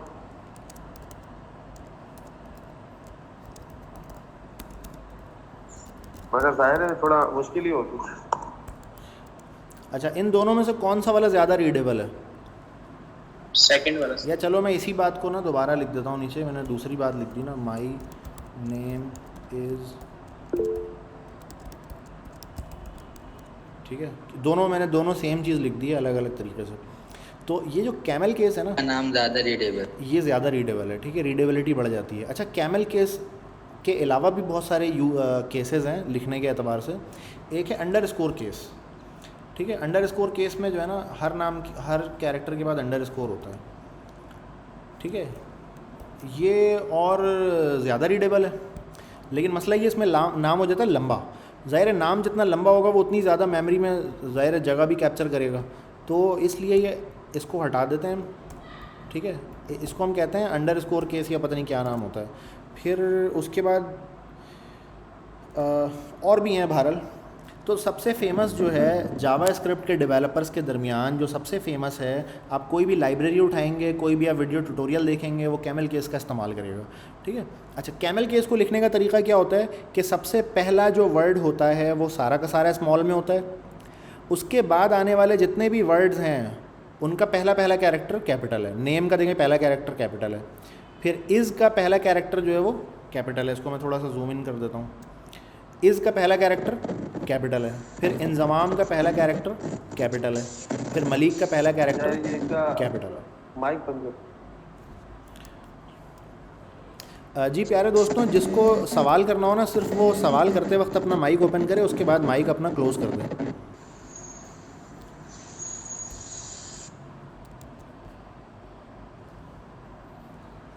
अच्छा, तो ये कैमल केस है। अच्छा, कैमल केस जो है वो क्या है, इन्होंने यहाँ पे जिक्र किया है नेमिंग कन्वेंशन है। कैमल केस जो है वो क्या है, नेमिंग कन्वेंशन है। ठीक है, नाम रखने का एक तरीका है। अच्छा, convention to be more accurate, what is a convention? कोई मुझे ये बता सकता है? कोई अपना इस पे ओपिनियन शेयर करे। यहाँ पे नेमिंग तो समझ आ रहा है, कन्वेंशन का क्या मतलब होता है? रिवायत है। रिवायत, एक दोस्त ने कहा जी। और कोई अपना ओपिनियन शेयर करना चाहे इस बारे में? तरीका बिल्कुल सही बताया। अच्छा, कन्वेंशन ना हम ऐसी चीज़ को कहते हैं कि तरीका तो देखो, मेथड को भी तरीका ही है, मेथड भी तरीका ही है। ठीक है, लेकिन कन्वेंशन टू बी एक्यूरेट क्या चीज़ है? स्टाइल गाइड होगी मेरे ख्याल में कि हाँ, कि दो लोगों ने आपस में डिसाइड कर लिया कि हम ऐसे करके करेंगे। कॉमन प्रैक्टिस जैसे होता है, दो लोगों ने डिसाइड कर लिया। मिसाल के तौर पे रास्ते, गांव की एक सड़क है, कच्ची सड़क है, पतली सी है, उस पर कोई फुटपाथ नहीं बना हुआ, कोई सिग्नल नहीं लगा हुआ, कुछ नहीं लगा हुआ, लेकिन वहाँ पे लोगों ने डिसाइड कर लिया कि हर कोई अपने लेफ़्ट हैंड पे गाड़ी चलाएगा। ठीक है, ट्रैक्टर है या मोटरसाइकिल जो भी चल रही है यहाँ पे, हर कोई अपने लेफ़्ट हैंड पे चलाएगा। तो यहाँ से जाने वाला अपने लेफ़्ट हैंड पे चलाता है, वहाँ से आने वाला अपने लेफ़्ट हैंड पे चलाता है, तो वो ऐसे मैनेज हो जाता है। ठीक है, गाड़ी आपस में टकराती नहीं है। अच्छा, तो ये लेफ़्ट हैंड पे ना दोनों लोगों ने आपस में ये डिसाइड कर लिया कि हम अपनी अपनी गाड़ियाँ लेफ़्ट हैंड पे चलाएंगे। अब उस गांव की सड़क पे ना कोई पुलिस वाला नहीं खड़ा हुआ, कोई नहीं खड़ा हुआ जो उनको बोले कि यार तू ऐसे क्यों चला रहा है गाड़ी, उस कोई चालान करने वाला वहाँ पे नहीं है। लेकिन दो लोगों ने आपस में डिसाइड किया हुआ है, तो वो इसको फॉलो करते हैं। ठीक है, कोई अगर ना फॉलो करे तो आता जाता ड्राइवर फिर उसको गालियाँ भी दे के जाता है कि भाई किसने सिखाया तुझे वो कहते हैं कच्चा ड्राइवर है तू, सही है ना। तो वो आते जाते उसको मतलब थोड़ी बोलते हुए जाते हैं कि यार इस तरह नहीं कर। ठीक है, तो यही तरीका जो होता है इसको हम कन्वेंशन कहते हैं। ठीक है, कन्वेंशनल चीज़ कहते हैं। जैसे आप एक और मिसाल लें इसकी कि ट्रैफिक का जो सिग्नल होता है, वैसे एक तो है ना कि ट्रैफिक का सिग्नल तोड़ेंगे तो आपका चालान हो जाएगा, लेकिन आप इमेजिन करें कि बहुत बिजी एक चौरंगी है, बहुत बिजी है, उसमें अगर लोग ट्रैफिक के सिग्नल को फॉलो करें ना तो ट्रैफिक जैम नहीं होता, ठीक है, ट्रैफिक जैम नहीं होता। अब 4 रोड होते हैं, बारी बारी चारों का सिग्नल खुलता है और गाड़ियाँ चलती हैं, ठीक है। तो अब उस पर जो रुकना है, हर चारों तरफ जो रोड है उस पर जो गाड़ियाँ लगी हुई हैं, उस पर जो लोग आगे खड़े हुए हैं, उनको ये पता है कि जब लाल बत्ती जलेगी तो हमें रुक जाना है, हमारी बारी नहीं होगी, सामने वाले की बारी होगी उस वक्त, ठीक है। तो अगर वो इस कन्वेंशन को फॉलो करते हैं तो उससे आसानी क्या होती है, आसानी उससे ये होती है कि किसी का भी ट्रैफिक जैम नहीं होता, ठीक है। मिसाल के तौर पे अगर रेड सिग्नल था और कोई रेड सिग्नल से आगे चला जाए तो दूसरी तरफ से आने वाला बंदा वो जो आके फंस जाएगा और फिर होगा क्या कि बड़ा मुश्किल हो जाएगा उसको निकालना। तो कन्वेंशन का जो मेन फ़ायदा ये होता है कि 2 लोग आपस में जो डिसाइड करके रखते हैं कि ना इस तरह करेंगे। गालियाँ बहुत पड़ती हैं, हाँ, वरना गालियाँ बहुत पड़ती हैं। हाँ, 2 लोगों ने जो डिसाइड किया हुआ है आपस में उसको आपने फॉलो करना होता है, उससे काफ़ी सारी आसानियाँ पैदा हो जाती हैं। मिसाल के तौर पे अगर आपके साथ किसी सॉफ्टवेयर हाउस में आप जॉब कर रहे हैं, आपके साथ 2-4 डेवलपर 10 डेवलपर और भी हैं, ज़ाहिर है एक ही कोड बेस है, एक ही सॉफ्टवेयर है, एक ही ऐप है, एक ही वेबसाइट है, उसी के मुख्तलिफ़ हिस्सों में सब लोगों को काम करना है। तो बेहतर ये होगा कि वेरिएबल का नाम अगर रखा जा रहा है तो सारे लोग किसी एक कन्वेंशन को फॉलो करें। अगर हर किसी ने अपने अपने हिसाब से नाम रखना शुरू कर दिया ना तो आपस में डेवलपर्स तंग हो जाते हैं कि यार ये क्या बकवास कर रहा है। वो आपको इंचार्ज को बोलेगा कि यार ये इसको हटाओ यहाँ से, सही है ना, वो आपके साथ काम करना नहीं चाहेगा। तो इस वजह से इस तरह की कन्वेंशन, इस तरह की डिज़ाइन गाइडलाइंस बनाई गई हैं जिसको फॉलो करने से क्या होता है, कोड जो आप लिखते हैं वो आपके अपने लिए भी रीडेबल होता है, जो दूसरे लोग आपके कोड में काम करेंगे बाद में उनके लिए भी आसानी होती है और सब लोग खुश रहते हैं। लेकिन कंपाइलर एरर नहीं आता। कंपाइलर कोई एरर नहीं देगा, आप चाहे जिस तरह भी नाम लिखें, ठीक है। कैमल केस आप ना भी लिखें तो कैमल केस की ना यही बात है, जैसे कन्वेंशन जो है ना उसकी यही बात है कि आप अगर फॉलो नहीं करेंगे ना तो एरर नहीं देगा आपको कोई। मिसाल के तौर पे आप गांव की कच्ची सड़क में जा रहे हैं, आप सीधे हाथ में चलने लग जाएं, कोई मसला नहीं है, गाड़ी तो चलती रहेगी, ट्रैवल भी आपका होगा, लेकिन हो सकता है कि सीधे हाथ से आने वाली कोई गाड़ी उससे आप टकरा जाएँ ठीक है। लेकिन ऐसा भी शायद कभी 2-3 साल बाद कभी हो शायद, ठीक है, फ़ौरन तो कुछ भी नहीं होगा। तो इसमें भी यही है कि आपने कोड में जाके ना कैमल केस नहीं लिखा, आपने कोई और केस लिख दिया, ठीक है, जो कन्वेंशनल नहीं है जावास्क्रिप्ट के अंदर, तो फिर क्या होगा कि 2 साल बाद आप जब कोड खोलेंगे या कोई दूसरा डेवलपर आप हायर करेंगे कि यार चल भाई अब तू भी काम कर ले इस पर, वो डेवलपर काम करने से ही मना कर देगा आपको, ठीक है, फिर आप अकेले ही कर रहे होंगे उसके ऊपर। तो इस तरह के मामला भी हो सकते हैं। अच्छा, make your variable name descriptive, ये आखिरी बात है जो हम पढ़ के इंशाल्लाह इस क्लास को ख़त्म करते हैं, फिर अगली क्लास में आपसे मुलाकात होगी। और अच्छा, तो इसने बोला make your variable name descriptive. मिसाल के तौर पे जैसे वेरिएबल का नेम हम बनाते हैं ना, लेट a = 5, ठीक है।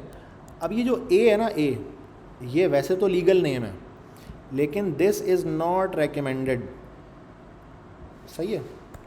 आपके वेरिएबल का नाम होना चाहिए डिस्क्रिप्टिव। मिसाल के तौर पे अगर आप यूज़र से इनपुट लेते हैं तो आपका वेरिएबल का नाम क्या होना चाहिए, यूज़र इनपुट नाम होना चाहिए आपके वेरिएबल का, ठीक है। अच्छा, यूज़र इनपुट = 6 फ़िलहाल, ठीक है, अभी यूज़र इनपुट एक्चुअल में हम ले नहीं रहे, ठीक है। अच्छा, अब यूज़र इनपुट ले के आ रहे हैं आप, मज़ीद डिस्क्रिप्शन क्या हो सकती है। मिसाल के तौर पे मैं यूज़र से मैट्रिक्स इनपुट ले रहा हूँ, ठीक है, मैंने कहा क्या हुआ, यूज़र से मैं मैट्रिक्स इनपुट लेता हूँ या यूज़र से मैं उसकी एज इनपुट लेता हूँ, ठीक है। मैंने कहा यूज़र इनपुट एज, ठीक है। उसके अलावा यूज़र इनपुट क्या हो सकता है, नेम भी हो सकता है, ठीक है। तो अब जो मेरा वेरिएबल का नाम है वो नाम देख के ये बात समझ आ रही है कि इस वेरिएबल के अंदर यूज़र का इनपुट सेव है और उस यूज़र के इनपुट में एज असल में लिखी हुई है, फिर उस यूज़र के इनपुट में नेम असल में लिखा हुआ है बंदे का, ठीक है। उसके अलावा क्या हो सकता है, उसका वेट भी हो सकता है, WEIGHT, ठीक है, वेट हो सकता है। अच्छा, वेट भी किस में होता है, केजी में भी होता है, पाउंड में भी होता है, ठीक है। तो मैं कहूँगा वेट इन केजी, देख रहे हो, डिस्क्रिप्टिव नेम हो गया मेरा ये बाकायदा। अब इस वेरिएबल के नाम को देख के पता चल रहा है कि यूज़र इनपुट वेट इन केजी, तो ये केजी में लिखा हुआ है 60, डिस्क्रिप्टिव है, ठीक है। इसी तरह एज जो है वो मंथ में भी हो सकती है, ईयर में भी हो सकती है। ज़ाहिर है छोटा बच्चा है तो मंथ में उसकी एज बताई जा रही होती है, तो मैंने कहा एज इन ईयर्स, ठीक है। ऐसे करके। अच्छा, फिर नेम के अंदर भी फर्स्ट नेम और लास्ट नेम होता है, तो मैंने इसको आके बोला फर्स्ट नेम, ठीक है। फिर एक फुल नेम भी हो सकता है, या एक लास्ट नेम बता दिया मैंने, ठीक है। User input first name, user input last name. तो अब ये वेरिएबल के नाम ना थोड़े थोड़े लंबे हो गए, लेकिन इसके बड़े फ़ायदे हैं। आपको हमेशा कोशिश करना है अपने वेरिएबल के नाम को आप डिस्क्रिप्टिव रखें, ठीक है। डिस्क्रिप्टिव की ये बात हो गई। So it is easier to figure out what your code means when you or someone else come back if it 3 weeks or a year later now. Generally user name is better than X, ठीक है। अगर user name आपने लिखा है x से बेहतर है वो, सही है। अगर आपने सिर्फ यूज़र इनपुट भी लिख दिया है तो वो ए से बेहतर है। ए पे तो पता ही नहीं है ना है क्या, ए क्या चीज़ है, कुछ नहीं पता है आपको। अभी याद है जब बाद में आप कोड खोलेंगे आपको पता ही नहीं चलेगा, ठीक है। फिर इसी तरीके से fav breed is better than FAVBRD, ठीक है। अच्छा, you do have to balance readability with conciseness through best supporting actress in drama or comedy is a model for clarity but may too much for most of us type or read it shorten it. अच्छा, कह रहा है कि भाई आपको ना इतनी लंबी जो की है ना, इतना लंबा जो नाम लिखा है, इतना लंबा भी आप लिख सकते हैं, इतना लंबा लिखना भी बेहतर है, लेकिन आपको कहीं ना खुद से ये डिसाइड करना है कि अच्छा यार नाम कितना लंबा होना चाहिए, कितने कैरेक्टर का, यानी 20 कैरेक्टर का होना चाहिए, 25 कैरेक्टर का। अब ये तकरीबन जो है ना मेरा ख्याल है कि 25-30 कैरेक्टर का नाम है। तो आपको ना कहीं एक अपने पास लिमिट भी रखनी है कि यार बहुत ज़्यादा भी लंबा ना हो जाए, क्योंकि बाद में इस वेरिएबल को टाइप भी तो करना है ना भाई। सिर्फ वेरिएबल का नाम लिख देने से थोड़ी होता है, बाद में इसको टाइप भी तो करना है ना। जहाँ पे कॉल होगा वहाँ पे मैं इसको टाइप भी तो करूँगा ना, ठीक है। चलो, मेरा तो VS कोड का जो टेक्स्ट एडिटर है ये मुझे, अब मैं यूज़र लिखूँगा ना तो user first name user last name मुझे दे दिया इसने, ठीक है। लेकिन स्टिल कहीं ना कहीं आपको इसके ऊपर कोई ना कोई लिमिट रखनी है कि अच्छा यार यूज़र का जो वेरिएबल का जो नाम है वो इससे ज़्यादा लंबा ना हो जाए। अच्छा, इसी पे एक कहानी है छोटी सी कि एक सॉफ्टवेयर डेवलपर था और वो जब कोड लिख रहा था तो उसने ऐसे ही बनाए थे वेरिएबल ABCD करके, ए फलां और एक्स के नाम से और XYZ के नाम से वेरिएबल बनाए हुए थे उसने। तो उसने बोला कि यार मैंने वो वेरिएबल बनाए थे जब, तो सिर्फ मुझे पता था कि मैंने ये वेरिएबल क्यों बनाए हैं और अल्लाह ताला को पता था, ठीक है ना। उस डेवलपर ने कहा कि सिर्फ मुझे और अल्लाह ताला को पता था कि ये वेरिएबल मैंने क्यों बनाया है। अच्छा, 2-3 महीने बाद जब वो उस कोड को खोला उन्होंने मॉडिफाई करने के लिए, तो उन्होंने कहा कि फिर सिर्फ अल्लाह ताला को ही पता था कि मैंने कौन सा वेरिएबल क्यों बनाया है, ठीक है। तो इस चीज़ से बचने के लिए आपको वेरिएबल का नाम ऐसा रखना है जो आपको ख़ुद भी समझ आए, दूसरे लोगों को भी समझ में आए। अच्छा, first and second now sir blank screen आ रही है यार, मेरे पास तो सही है। Second now common practice of topic question intelligence, हाँ ये मैंने बता दिया, ठीक है जी। मेरा ख्याल है इस क्लास को हम यहीं तक रखते हैं फ़िलहाल। इंशाल्लाह अगली क्लास में आपसे मुलाकात होगी। आपका टास्क ये है कि आपने जो है ना ये सर कल क्या बात कही है आपने अच्छा, कौन सी एक्सटेंशन यूज़ करते हैं? ये गिटहब कोपायलट है, कोपायलट CO पायलट, ठीक है। अच्छा, असाइनमेंट आपका ये है कि आपने ये जो सारे चैप्टर्स हैं ना, ये जो टोटल 4 चैप्टर हमने पढ़े हैं, इन चारों चैप्टर को आपने अच्छी तरह से पढ़ना है, एक एक वर्ड पढ़ना है आपने इसका, ठीक है। जो बंदा बुक नहीं पढ़ेगा क्लास में, वो उसके थोड़े 2-4 क्लासों में ना उसके ऊपर से जाने लग जाएगी हर चीज़। अच्छा, नंबर 1 बुक पढ़ना है। नंबर 2, ये जितना भी कोड आज हमने लिखा है इस सारे कोड को देखना है खोल के और अपने हाथ से ये सारा कोड लिख के ट्राई करना है। और उससे अब आप उस पर ना सोचना शुरू करें अभी से कि ये जो कोड अभी तक सीख लिया है इससे आप क्या क्या कुछ कर सकते हैं, ठीक है। अभी से सोचना शुरू करना है। तो आपको कम से कम इसके ऊपर 4 घंटे लगाने हैं, कम से कम। उससे कम अगर आप लगाएंगे तो अगली क्लास ही शायद आपके लिए ओवरवेलमिंग हो जाए। प्रोग्रामिंग आसान चीज़ नहीं है, ये जहन में डाल लें। प्रोग्रामिंग बहुत मुश्किल है। प्रोग्रामिंग अगर आप सीखना चाहते हैं तो उसकी मैं मिसाल अक्सर देता हूँ लोगों को स्विमिंग से, कि स्विमिंग अगर सीखनी है ना आपको, तो आप अगर इतनी मोटी बुक पढ़ लेंगे और आप 1 साल आपने लगा के वो इतनी मोटी बुक पूरी पढ़ ली, अब साल के आखिर में आपको उठा के समुंदर में फेंकें, आप डूब जाएंगे, ठीक है, कोई चांस नहीं है आपके बचने का। समुंदर में 1000 फीट के पानी में आपको फेंकेंगे तो आप तैर ही नहीं सकते, बुक पढ़ के थोड़ी आती है तैरना। तो अगर आपको तैरना सीखना है तो आपको वो बुक तो पढ़नी है कि हाथ पांव कैसे चलाते हैं कैसे पता चलेगा, बुक पढ़ेंगे तो पता चलेगा। लेकिन उसके साथ साथ आपने क्या करना है, थोड़ा थोड़ा हाथ पैर भी मारना है शुरू दिन से ही, पहले दिन से ही स्विमिंग पूल में, टब में, टंकी में, जो भी आपके पास अवेलेबल है उसमें थोड़े थोड़े हाथ पैर आपको पहले दिन से मारना है। उसके बाद जाके जब साल ख़त्म होगा, वो बुक आपकी ख़त्म हो जाएगी और आपको फिर समुंदर में फेंका जाए तो शायद 10% 15% चांस है कि आप बच जाएँ, उससे बाहर निकल आएँ। ठीक है, तो प्रोग्रामिंग की मिसाल मैं इसी तरह स्विमिंग से देता हूँ, और प्रोग्रामिंग भी इसी तरह की चीज़ है कि आप साल भर बुक पढ़ते रहेंगे ना, इतनी मोटी बुक ख़त्म कर देंगे आप, और साल के आखिर में आपको दे के बिठाए ना लैपटॉप, तो आपको कुछ भी लिखा नहीं जाएगा आपसे, कुछ समझ में नहीं आएगा क्या करना है। ठीक है, तो प्रोग्रामिंग सीखने का बेहतर तरीका यही है, सबसे बेस्ट तरीका यही है कि आप पहले दिन से बुक भी पढ़ते जाएं और साथ साथ अपने हाथ से कोड लिखने की कोशिश करें। ठीक है, जैसे आप अभी क्लास के दौरान आपने देखा था कि मैं ठक ठक करके कोड लिखता चला जा रहा था। ठीक है, तो इससे शायद ऐसा तासुर जाता है कि ये कोड लिखना बड़ा आसान काम है। ठीक है, हालांकि ऐसा है नहीं। जब आप ख़ुद कोड लिखने बैठेंगे ना तो आपको लगेगा कि यार सर तो इतनी स्पीड में लिख रहे थे, मुझसे तो लिखा ही नहीं जा रहा। तो ये जो चीज़ है ना, ये 10 साल की प्रैक्टिस है, इस वजह से ऐसा है। ठीक है, तो इसको देख के बिल्कुल भी ट्रिक होने की ज़रूरत नहीं है कि ये कोड शायद लिखना बहुत आसान है। ठीक है, बिल्कुल भी ट्रिक, आप जब कोड लिखेंगे बहुत सारे एरर्स आएंगे, बहुत प्रॉब्लम होगी, बहुत परेशानी होगी, लेकिन वो परेशानी ही आपकी असल लर्निंग है। जब आपके पास एरर्स आएंगे, आप उसको सॉल्व करेंगे, आप लगे रहेंगे, तो ही आप प्रोग्रामिंग सीखेंगे। और याद रखिएगा कि प्रोग्रामिंग मुश्किल है, प्रोग्रामिंग आसान नहीं है। और पैसे भी आसान काम के होते कहाँ हैं, पैसे तो मुश्किल काम के होते हैं भाई, आसान काम के कौन से पैसे होते हैं।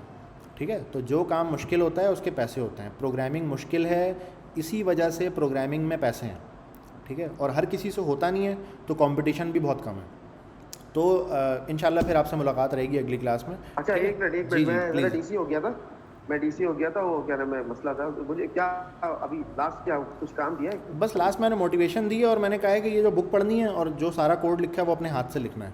ठीक है, ये रिकॉर्डिंग में भी आप देख लीजिएगा, ये लास्ट के 15 मिनट। कहाँ तक करवाया अभी कोड? 4 चैप्टर हमने किए हैं। ठीक है, वो कोड में पुश भी करता हूं। मेरा एक क्वेश्चन है sir of the topic. Sir, हम लॉजिक्स एंड कॉन्सेप्ट कैसे बिल्ड करें जावास्क्रिप्ट के अंदर? मतलब है कि अगर प्रॉब्लम है, अगर मुझे पता है कि वो इफ एंड एल्स कंडीशन से हो सकती है, लूप से मैं इसको सॉल्व कर सकता हूँ, लेकिन मुझसे नहीं हो रही, तो उसके लिए क्या रहेगा, प्रैक्टिस हमें करनी चाहिए, क्या करना चाहिए? अच्छा, ये क्लास ना ख़त्म हो चुकी है, तो जो लोग लीव करना चाहते हैं वो लीव कर लें। ठीक है, इनके जवाब में दे के मैं लीव करूँगा फिर। अच्छा दोस्त, ये जो प्रोग्रामिंग के अंदर लॉजिक बिल्डिंग है ना, ये प्रैक्टिस से आती है। ठीक है, अच्छा अभी हम इस कोर्स में प्रोग्रामिंग फंडामेंटल्स को डिस्कवर कर रहे हैं। ठीक है, अभी हमने कुछ बनाना शुरू नहीं किया, अभी तक हमने कुछ बनाया नहीं है, कोई ऐप नहीं बनाई, कोई सॉफ्टवेयर नहीं बनाया, कोई छोटा सा भी प्रोग्राम अभी तक हमने बनाया नहीं है। हम अभी तक बेसिक्स को एक्सप्लोर कर रहे हैं। जैसे ही ये बेसिक्स हमारे एक्सप्लोर हो जाएंगे ना, प्रोग्रामिंग फंडामेंटल्स जिसको हम कहते हैं, जिसमें है हमारा वेरिएबल्स, हमारा इफ एल्स, हमारा फॉर लूप, हमारे जो डेटा टाइप्स हैं, एरे है, ऑब्जेक्ट है, ये 4-5 चीज़ें जब हमारी कवर हो जाएंगी तो उसके बाद आपको मैं छोटे छोटे टास्क देना शुरू करूँगा इसी क्लास में। ठीक है, वो टास्क जब आप बनाएंगे तो ज़ाहिर है उसमें आपको प्रॉब्लम्स आएंगी, उसमें फंसेंगे आप, उसको सोचेंगे। ऐसे टास्क होंगे जो थोड़े सोचने से ताल्लुक़ रखते होंगे। ठीक है, मैट्रिक्स, आपको मैट्रिक्स का सम वगैरह करने के लिए मैं दूंगा मोस्ट प्रॉब्ली। ठीक है, जो स्टैंडर्ड हैं, जो आमतौर पे दिए जाते हैं, तो वो सारे टास्क जब आप करेंगे ना तो उससे आपकी लॉजिक बिल्डिंग एक तो बेहतर होगी। ठीक है, दूसरी बात, इस कोर्स के अंदर ज़ाहिर है एक हद तक चीज़ों को किया जा सकता है, क्योंकि 4 महीने का एक शॉर्ट ड्यूरेशन का कोर्स है। तो असल जो आपकी लर्निंग है ना, जो शुरू होगी जब आप इंटर्नशिप पे अप्लाई करेंगे, जाके इंटर्नशिप में आप बैठेंगे किसी सॉफ्टवेयर हाउस में, किसी कंपनी में, जब एक लाइव प्रोजेक्ट पे जब आप काम करेंगे ना, तो आपकी फिर लॉजिक बिल्डिंग उसमें बेहतर तरीके से शुरू होगी। क्योंकि ज़ाहिर है हर प्रोजेक्ट में एक नया सर्कमस्टांसेस होता है, एक नया चैलेंज होता है, और वो ज़ाहिर है किसी भी क्लास में ये पॉसिबल नहीं है कि वो सारी चीज़ें आपको बता दी जाएँ। ठीक है, अच्छा फंडामेंटल सारे वही हैं, कोड सारा वही है, वही इफ एल्स, वही फॉर लूप, वही ऑब्जेक्ट, वही वेरिएबल इस्तेमाल होंगे। ठीक है, लेकिन ज़ाहिर है अलग अलग तरीके से हो रहे होंगे। ठीक है। एक वीडियो स्ट्रीमिंग का सॉफ्टवेयर है, ज़ाहिर है उसमें अलग तरीके से हो रही हैं चीज़ें। एक शॉपिंग कार्ट है, शॉपिंग का सॉफ्टवेयर है, उसमें अलग तरीके से चीज़ें हो रही हैं, ठीक है। इसी तरह एक जैसे ये अब चैट एप्लीकेशन है, इसमें मामला थोड़े अलग हैं, डिफरेंट हैं। तो ये सारी चीज़ें ज़ाहिर है कवर नहीं हो सकती, किसी भी क्लास में नहीं हो सकती है। ये आपको एक्सपीरियंस से आएगा, आपको प्रैक्टिस से आएगा। अच्छा, फिर उसके अलावा ज़ाहिर है इंटर्नशिप के लिए भी आपको कुछ ना कुछ दिखाना पड़ता है किसी को। तो वो इतना काम तो मैं इस क्लास में करवा दूंगा कि जो इस क्लास में बनाए गए टास्क हैं, इस क्लास में किस क्लास के दौरान जो आपको असाइनमेंट्स दिए गए हैं वो ऐसे होंगे कि वो आप किसी को दिखाएंगे तो एटलीस्ट आपको इंटर्नशिप तो वो दे ही देगा, ठीक है। तो बहरहाल देखते हैं, अभी तो हमने शुरू किया है, आगे आगे देखते हैं क्या होता है, ठीक है। ओके सर, ओके सर, चलें, ठीक है जी, अल्लाह हाफिज़। ओके अल्लाह सर, हाफिज़।